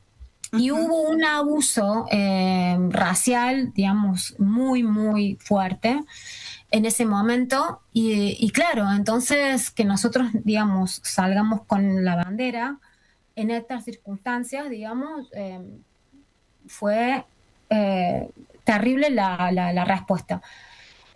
Como vos me preguntabas después privadamente si había habido alguna respuesta de parte de algunos, o otro tipo de respuesta. Claro, alguna voz alternativa a esta bien colonialista y racista, ¿no? Sí. La única voz fue la de Simon Jenkins, que es el columnista de The Guardian, que sacó ese artículo, que creo que en Argentina se leyó bastante. Pero ahora estuve revisando que ese artículo tuvo una respuesta de un legislador de Malvinas, que viven uno de los que están los Kelpers, por supuesto argumentando siempre la cuestión de la autodeterminación, que está totalmente invalidada por las Naciones Unidas, ¿no es cierto? No tienen, ellos como población implantada no tienen derecho a un referéndum que los posicione como habitantes de la isla. No tienen ningún tipo de garantía ni de aceptación. Creo que está invalidado incluso por las Naciones Unidas, pero claro, ese es el argumento, ¿no es cierto? Así que ha sido, sí, muy yo no he conocido otro tipo de reacciones de parte de políticos, de partidos políticos con más de izquierda, como podrían ser, qué sé yo, ahora está el Partido Verde. Claro, que cuestione un poco esta política colonialista por parte de Inglaterra. Sí. No, nada. Y es más, como te comenté, hubo una de las parlamentarias del Partido Laborista, que ella es una mujer negra del Partido Laborista, diciendo que Argentina debería haber sido descalificada y no debería haberle sido permitido, ¿no es cierto?, jugar en la final. Así que, bueno, yo a partir de ahí he recibido todo tipo de comentarios muy, muy negativos. Hasta el momento yo sabía que venía de un país que, por supuesto, ¿no es cierto?, un argentino en Inglaterra, siempre está la cuestión Malvinas de fondo. Claro. Pero hasta ahora nunca había recibido ningún tipo de... Siempre había todo sido desde el respeto, ¿no es cierto? Porque lamentablemente la guerra fue un error, lo que uno reivindica es la soberanía, no la guerra. Fue en el marco de una dictadura militar salvaje, por supuesto hubo torturas a los soldados conscriptos, digamos, durante Vos también, Vero, has investigado, en su momento investigaste... Cuando viajaste a Inglaterra, investigaste sobre las Malvinas, ¿no es cierto? Yo trabajé en un equipo de investigación de la Universidad Nacional de Córdoba y trabajé las representaciones de Malvinas en el cine, en el cine argentino y latinoamericano. Y bueno, y sí, para mí Malvinas ha sido siempre una causa, bueno, que está en nuestro ADN, como, ¿no es cierto? Hay una carta al lector que también está ahí en The Guardian, de un argentino, que está muy bien la carta, que por ahí se las recomiendo para que la lean, donde habla de esto, que nosotros no vamos a parar con este reclamo. O sea, si nos quieren eliminar del Mundial, que nos quieren revocar la visa, haga lo que sea, la cuestión Malvinas es parte de nuestro ADN y no hay que bajar, digamos, el volumen del reclamo. Me parece que los jugadores, o sea, qué sé yo, creo que nos perjudicó en el partido, en la final. Definitivamente, creo que hubo un cimbronazo después de lo de la bandera, que es imposible no negarlo, digamos. Claro, sí. Para mí creo que eso subjetivamente, es decir, pareciera como que para nosotros el Mundial terminó ahí. Lo importante era ganar Inglaterra. Y después, bueno, todo lo que se vino. Pero también porque hubo amenazas después de eso a los jugadores, digamos, desde acá se hizo, claro. Digo, todas estas cosas que se comentaron en las redes. Empezó a impactar en la subjetividad de los jugadores, que después tenían que volver Exacto, Inglaterra o a Europa, que también se sumó. Sí, creo que había, bueno, dentro de estas teorías conspirativas hubo una cuestión de decir, bueno, se cuidó a los que viven acá de no hablar demasiado, de no... ¿no es cierto? Porque, bueno, varios jugadores, McAllister entre ellos, bueno, juegan acá. Claro.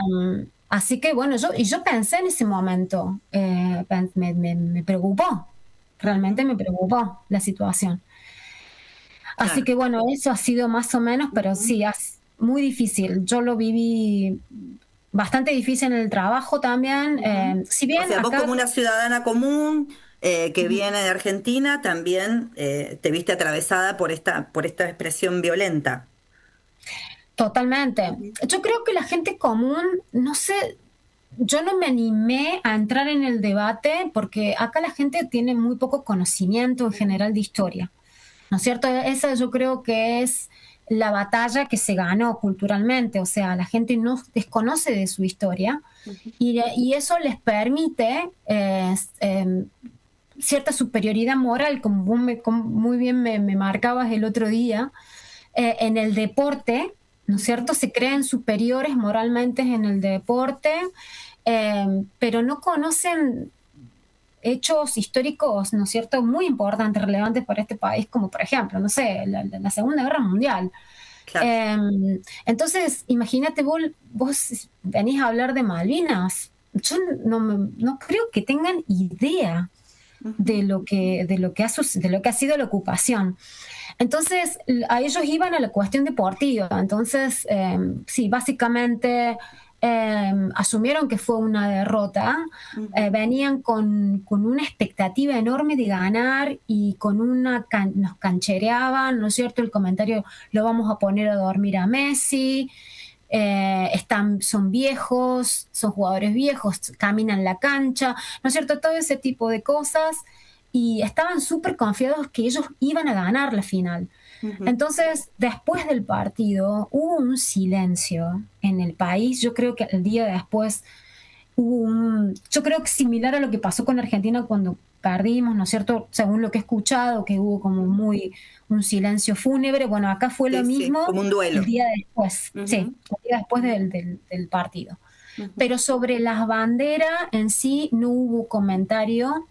Sí, el comentario pasó a ser, por supuesto, todos apoyaron a España al unísono, por más que España les haya ganado en la Eurocopa. ¿No es cierto? Apoyaron a España y después de lo que pasó con los incidentes después de la final, ¿no es cierto? Cuando termina el partido, ahí es donde salta todo esto, bueno, la tarjeta roja, las tarjetas amarillas, bueno, esto de que somos sucios, tramposos, que también lo pusieron o lo remarcaron con los fouls que nosotros cometimos, digamos, el primer tiempo pero siempre tratando, ¿no es cierto?, despreciativamente, despectivamente. Sí, siempre está eso. Siempre. Claro, aparece esta cuestión de la superioridad. Sí. En el ciudadano medio, esta cuestión de la superioridad y luego lo despreciativo. Y ya para ir cerrando, Vero, la última pregunta es, para conocer un poco, vos decís que hay una situación de crisis política, hay una situación de violencia política, claramente se sostiene la lógica colonialista hasta sobre sus propios habitantes, vos decís, son todos bastante ignorantes hasta de su propia historia. ¿Y cómo está la situación económica en Inglaterra? Bueno, mira, yo creo que acá no sé cómo hacen, pero la dibujan. La dibujan porque la inflación sigue dando bastante baja. Yo no me acuerdo bien la cifra mensual. Es siempre muy baja, ¿no es cierto? Del 1%, 2%, claro, o 3%, y por ahí va y sube y baja. Pero yo noto desde que me mudé a Inglaterra, es impresionante cómo ha cambiado el panorama económico. Ir al supermercado es carísimo.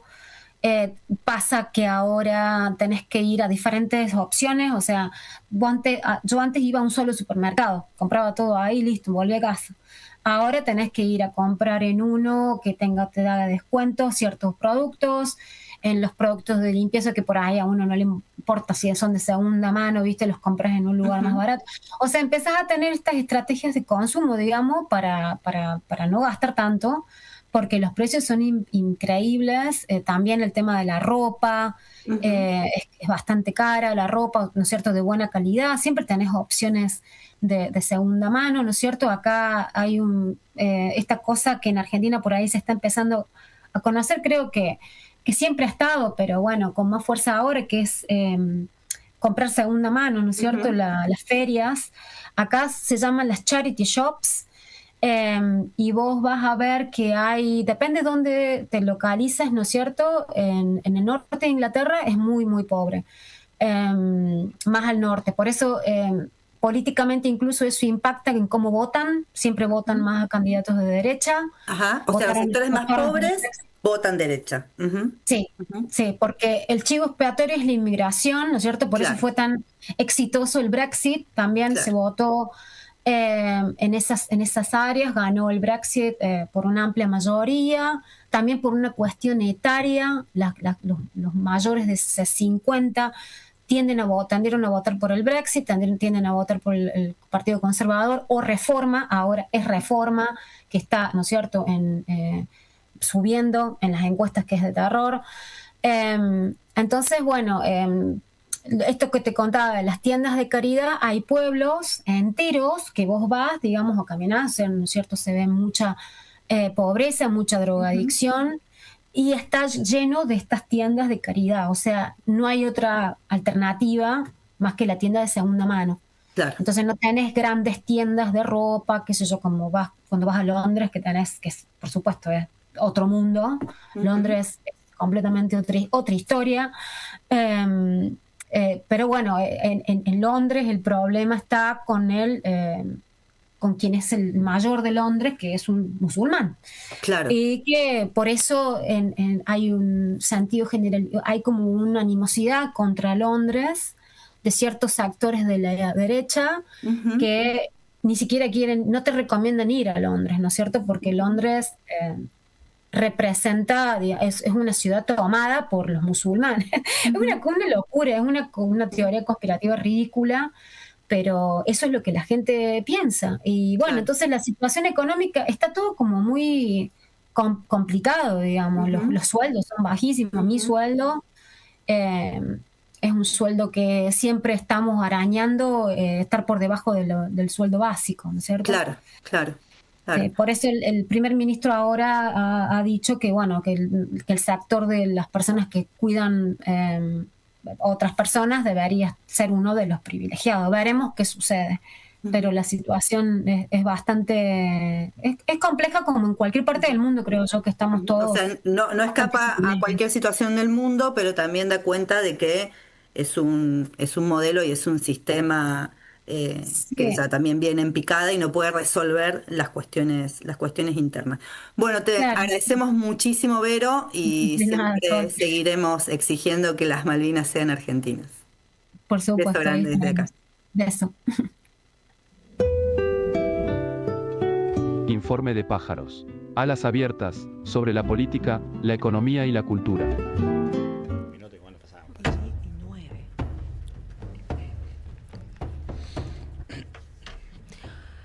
Estamos nomás.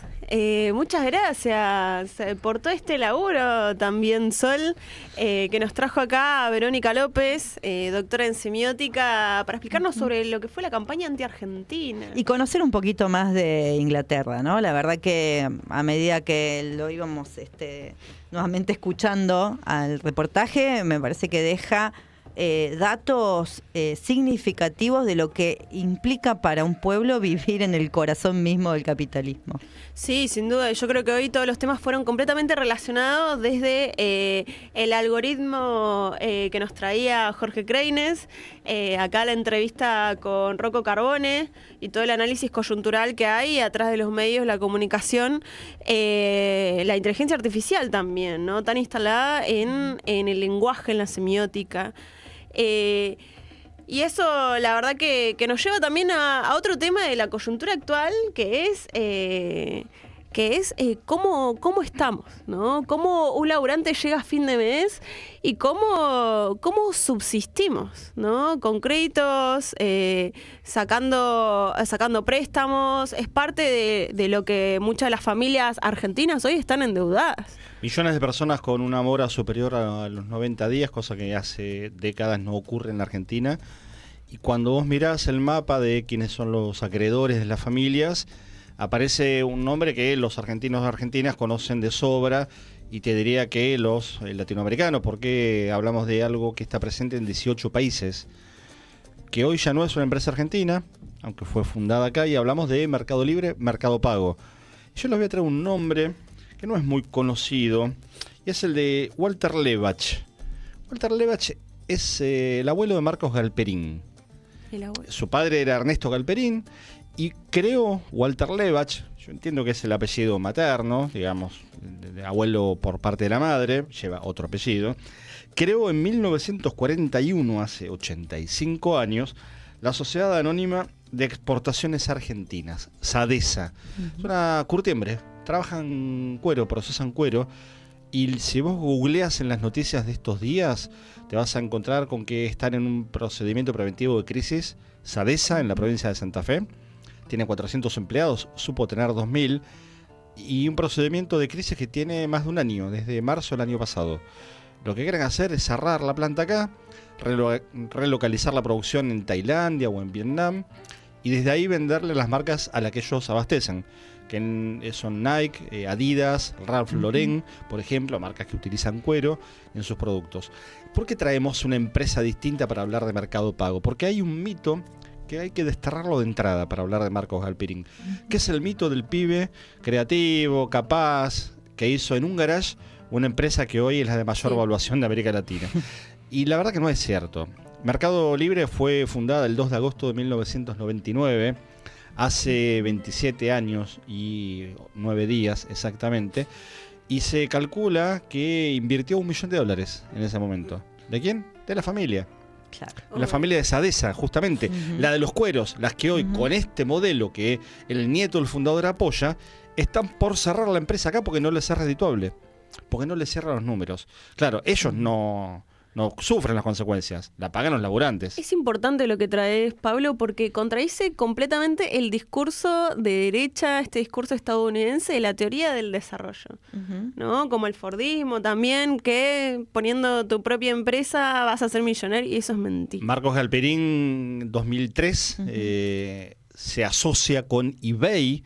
eBay es una empresa similar de Estados Unidos, que en realidad es la empresa de la que él tomó el modelo de Mercado Libre. Él copia ese modelo, claro, que nace como Mercado Libre, un sitio de subastas online.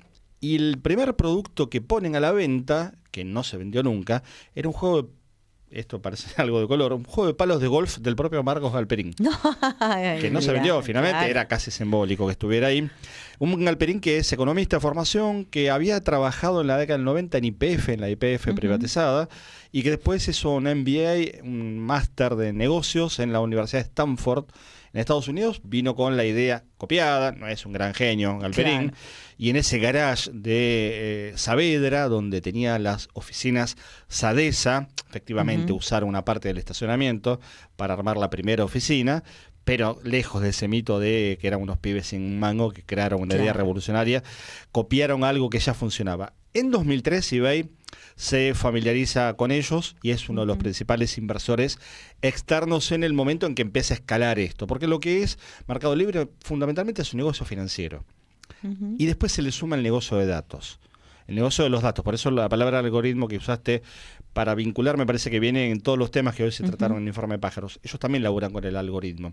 Ahora vamos a ver algunas placas, pero agrego un par de datitos que son hitos en esta historia de Marcos Galperín en Mercado Libre. 2007, la ley del software. Se pliegan a esa ley, que la verdad que está bien, los países tienen que tener impulsos normativos para el desarrollo de sus empresas, pero a Marcos Galperín le das la mano y te toma el codo del brazo, da la vuelta y te toma el otro brazo y la otra mano, digamos, se queda con todo. Lo mismo ocurrió con la ley de promoción de la economía del conocimiento, la ley de mayo de 2019, sancionada apenas 4 días después de aquel sábado en donde Cristina dijo: le he pedido a Alberto Fernández que me acompañe en la fórmula que va a encabezar. Sí.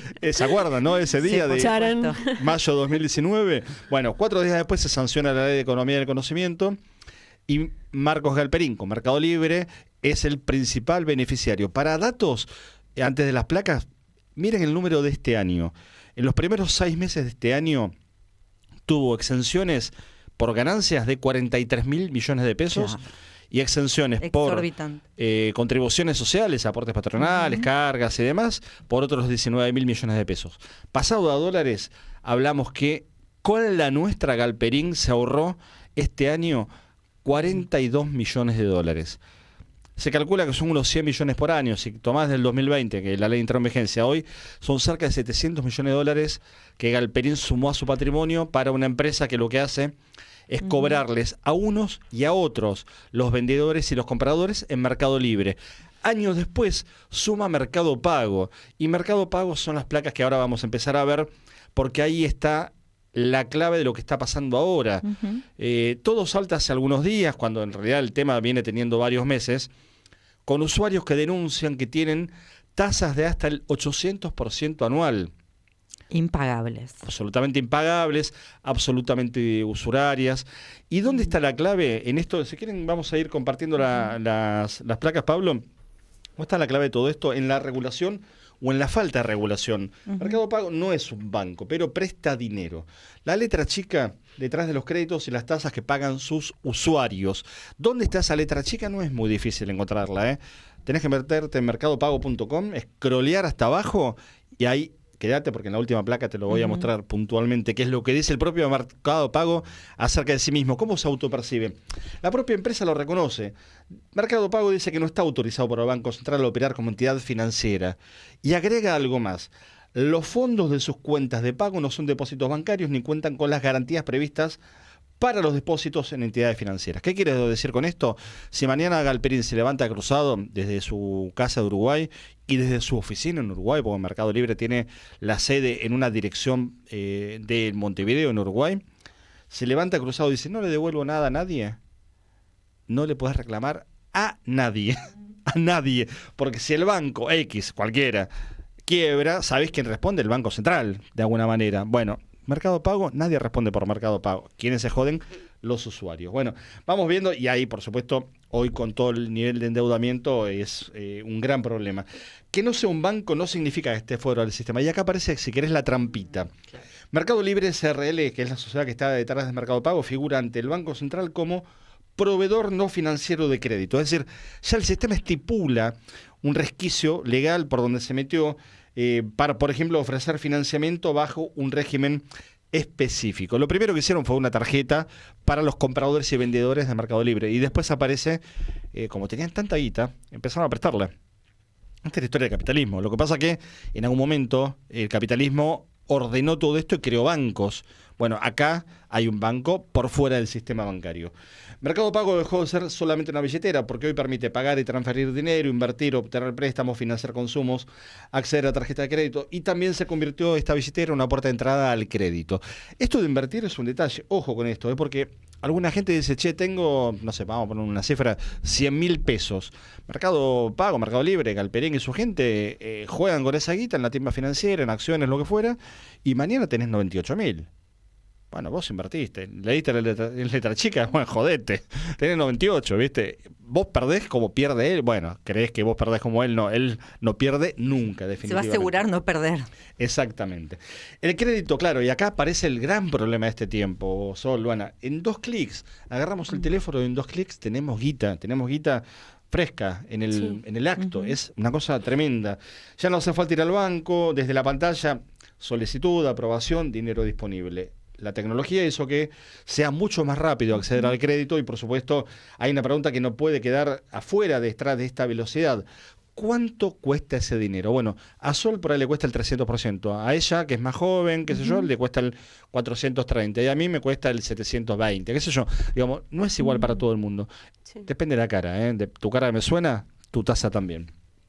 Así que vamos avanzando. El problema claro, porque está no hay en la tasa. que lo norme de alguna manera. Nada que lo norma, exactamente. Y ese es el problema de la no regulación, definitivamente. Claro, sí. Y ahora sobre la regulación vamos a decir un par de cositas más que no entraron en las placas. El problema, claro, está en la tasa. No pasa por si Mercado Pago puede prestar o no el debate.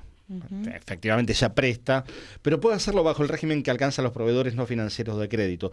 Y el problema aparece cuando se mira el costo. Las tasas pueden alcanzar estos niveles extraordinariamente elevados de los que estamos dando cuenta. Y es una frontera muy difícil de ver, porque primero que uno no siempre tiene todas las herramientas, y para el usuario la experiencia puede parecerse cada vez más a la de un banco. De hecho, para millones de personas, su primer contacto con un sistema financiero fue Mercado Pago. Y este es un problema de los bancos tradicionales. A mí me lo dijeron hace unos años en un banco nacional amigo. No lo vieron venir los bancos. Claro, los bancos estaban cómodos, sentados sobre un montón de depósitos, ganando mucha guita. El banco gana siempre mucha guita, no importa cuándo escuches esto. Y no vieron que había millones de personas a las que ellos no le daban bolilla. Vino a Mercado Pago y con este esquema le dio bolilla. Para otra columna, si quieren, el martes que viene, vamos a pensar modelos alternativos, porque la inclusión financiera sobre la que ellos trabajan, ya a esta altura Mercado Galperín, digo, no tiene ningún tipo de compromiso con la verdad, ni con incluir a nadie, es simplemente un rufián. Claro. Pero funciona como el viejo prestamista. Exactamente. Pero bueno, con tu complacencia, está claro. En vez de apretarte en la esquina o ir a golpearte la puerta de tu casa, te aprieta, y después podemos ver también cómo. Hay dinero, hay pagos, inversiones, tarjetas, préstamos, pero jurídicamente no es lo mismo. Mercado Pago definitivamente no es una entidad financiera. ¿Quién controla? Bueno, debiera ser el Banco Central si esto estuviera ajustado a la normativa, pero no hay un régimen para este tipo de proveedores, más allá de esta excepción que hicimos de proveedores no financieros de créditos. La expansión de la fintech, que son las empresas tecnológicas financieras, de ahí viene la palabra fintech, abrió esta discusión más amplia. ¿Alcanzan los controles y las reglas para proteger al usuario frente al costo del financiamiento? La pregunta es simple, no alcanza, claramente lo estamos viendo. Mercado Pago no necesitó convertirse en un banco, que es lo que los bancos inclusive le estaban reclamando hace varios años, porque en principio hay una competencia desleal. Digo, acá Mercado Pago no pagan convenios de laburantes de banco, no cumple con esas normativas, no tiene obligación de poner un encaje en el Banco Central. Es decir, yo tengo un banco, el Banco Pablo, y tengo 1 millón de pesos de depósitos de ustedes dos. Hay una parte de ese 1 millón de pesos que yo lo tengo que poner como encaje en el Banco Central. No puedo disponer libremente de ese 1 millón de pesos. Bueno, Mercado Pago no hace eso, definitivamente. Y además, por supuesto, como está cruzado con un sistema de comisiones como es el de Mercado Libre, tiene guita fresca todos los días, tiene mucha más guita que un narcotraficante, digamos. El cártel más grande de la Argentina de actividades ilegales es Mercado Libre, definitivamente. Pasa que no se lo dice de esta manera, porque aparte el tipo es un rufián que prepotea a todo el mundo y demás, pero bueno, alguien se lo tiene que decir en la cara. El Pablo Escobar de este tiempo, anotemos, me gusta como título, lo hubiese puesto al principio, el Pablo Escobar de este tiempo se llama Marcos Galperín. Construyó una plataforma desde la que millones de personas pueden pagar, invertir, endeudarse, y por supuesto la tecnología simplificó todo esto, aunque no necesariamente haya sido más barato.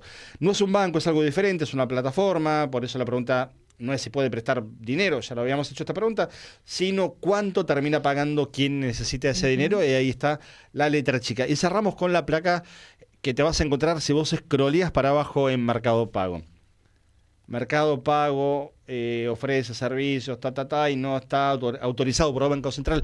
Ellos mismos en la primera oración dicen, todo lo que pase entre nosotros va a depender de lo que yo decida sobre tu propia vida. Claro. No le podés reclamar a nadie. Absolutamente nada. Así que bueno, ahí está Mercado Pago, Mercado Libre, con una idea copiada, con 100 millones de dólares nuestros todos los años que les sirven para acrecentar la fortuna, que lo tienen a esta altura como el hombre más rico de la Argentina, aunque su empresa es una sociedad anónima que tiene su registro en el Reino Unido y con una serie de guaridas fiscales llega a desarrollar su negocio desde Uruguay, todavía siendo una empresa argentina, en teoría, lejos de eso. Está presente en 18 países de América Latina. Cierro con apenas 2 datos. Los mercados más grandes de Mercado Libre para la caspa del señor Galperín están en 2 países absolutamente comunistas para su lógica, que son México y Brasil. Ahí tienen las inversiones más grandes y los mayores beneficios. Clarísimo, Pablo. La verdad que es necesario, ¿no?, saber la letra chica que hay detrás de Mercado Pago, y en este contexto de tanta crisis en donde las familias, para poder llegar a fin de mes, acceden a estos créditos. Y no por algo son Millonarios totales, y nos costó enormidad resumir esto porque da para muchísimo más. Insisto, vamos a seguir hablando. Y los efectos en los hogares, en muchos jóvenes. Sí, absolutamente. Y con la complicidad de la política que hasta ahora, de hace varios años hasta ahora, le puso la alfombra roja al Galperín para que haga todas estas barbaridades, que ya es un problema de doble carácter, macroeconómico y político esto. Así que claramente se va a tener que resolver desde la política, porque no es como dice el presidente y su gente, que esto es un problema entre privados. No, sí, se tiene que resolver con una decisión política clara, entendiendo las familias como con un pico de endeudamiento y también con un pico de juventud. Como pasó con los deudores hipotecarios a la salida del corralito, como pasó. Cuestiones que se resolvieron desde la política, definitivamente. Sí, sin duda. Bueno, nos estamos excediendo un poquito del tiempo acá. Guillermo, Pablo, que están atrás, les mandamos un gran saludo. Pero vamos a pasar un video muy, muy cortito del momento de vergüenza. No nos podemos ir sin el momento de vergüenza. Se rompió mi abstinencia. Lo lamento, pero... Llevaba 3 horas sin consumos problemáticos. Hablando de consumos problemáticos, presten atención. Yo no quiero juzgar a nadie. Cada uno es libre de tomar en su intimidad lo que quiera. Pero a mí la verdad que lo del presidente me preocupa, así, bien remarcadito. Bien remarcadito. Es preocupante, pero sí. Pasemos al videito del momento vergüenza.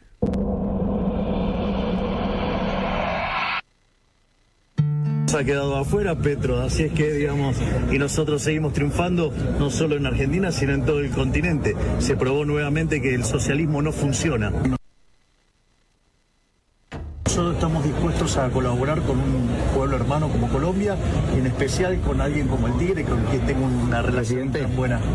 Leí que las políticas que tenés en Argentina te han dado muchos resultados con el tema de la adicción y la drogadicción en menores. ¿Nos vas a ayudar con eso y te ha funcionado demasiado? Nosotros estamos para colaborar. En lo que podamos trasladar nuestro exitoso modelo lo vamos a hacer.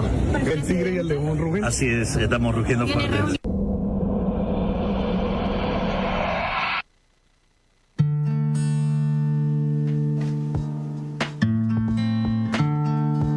Estamos rugiendo, dijo, porque claro, el León lo fue a ver al Tigre, que es Abelardo de la Espriella, el nuevo presidente desde el 7 de agosto de Colombia.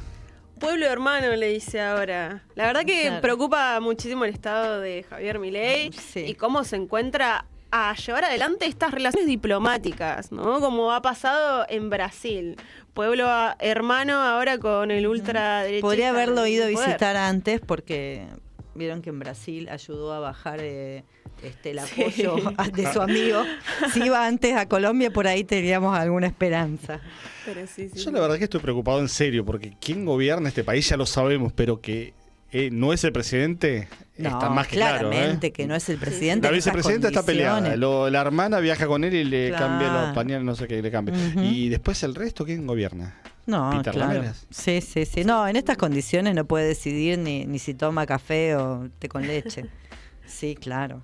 Rocco Carbone dijo si podemos llamarlo presidente. Sí, podemos llamarlo. Es una convención lingüística decirle presidente a este señor. Rocco Carbone es un osado. Nosotros somos... A mí me gusta poner el presidente de la Nación Argentina, doctor Javier Milei. Por favor. Respetamos la democracia. Respetamos a la gente que le falta... Tres caramelos en el si no, vas a ser un infiltrado terrorista periodista. Sí, tal cual. Bueno, hemos llegado al fin de este programa por hoy. Sí, ya terminó. Por hoy nada más. El martes que viene vengo temprano. Por favor. Y nos vemos el próximo martes. Gracias. Nos vemos. Otro vuelo más. Hasta luego. Pablo. Buena semana. Solana. Buena semana. Guillermo, Pablo, que están ahí atrás. Un saludo enorme a todos nuestros oyentes.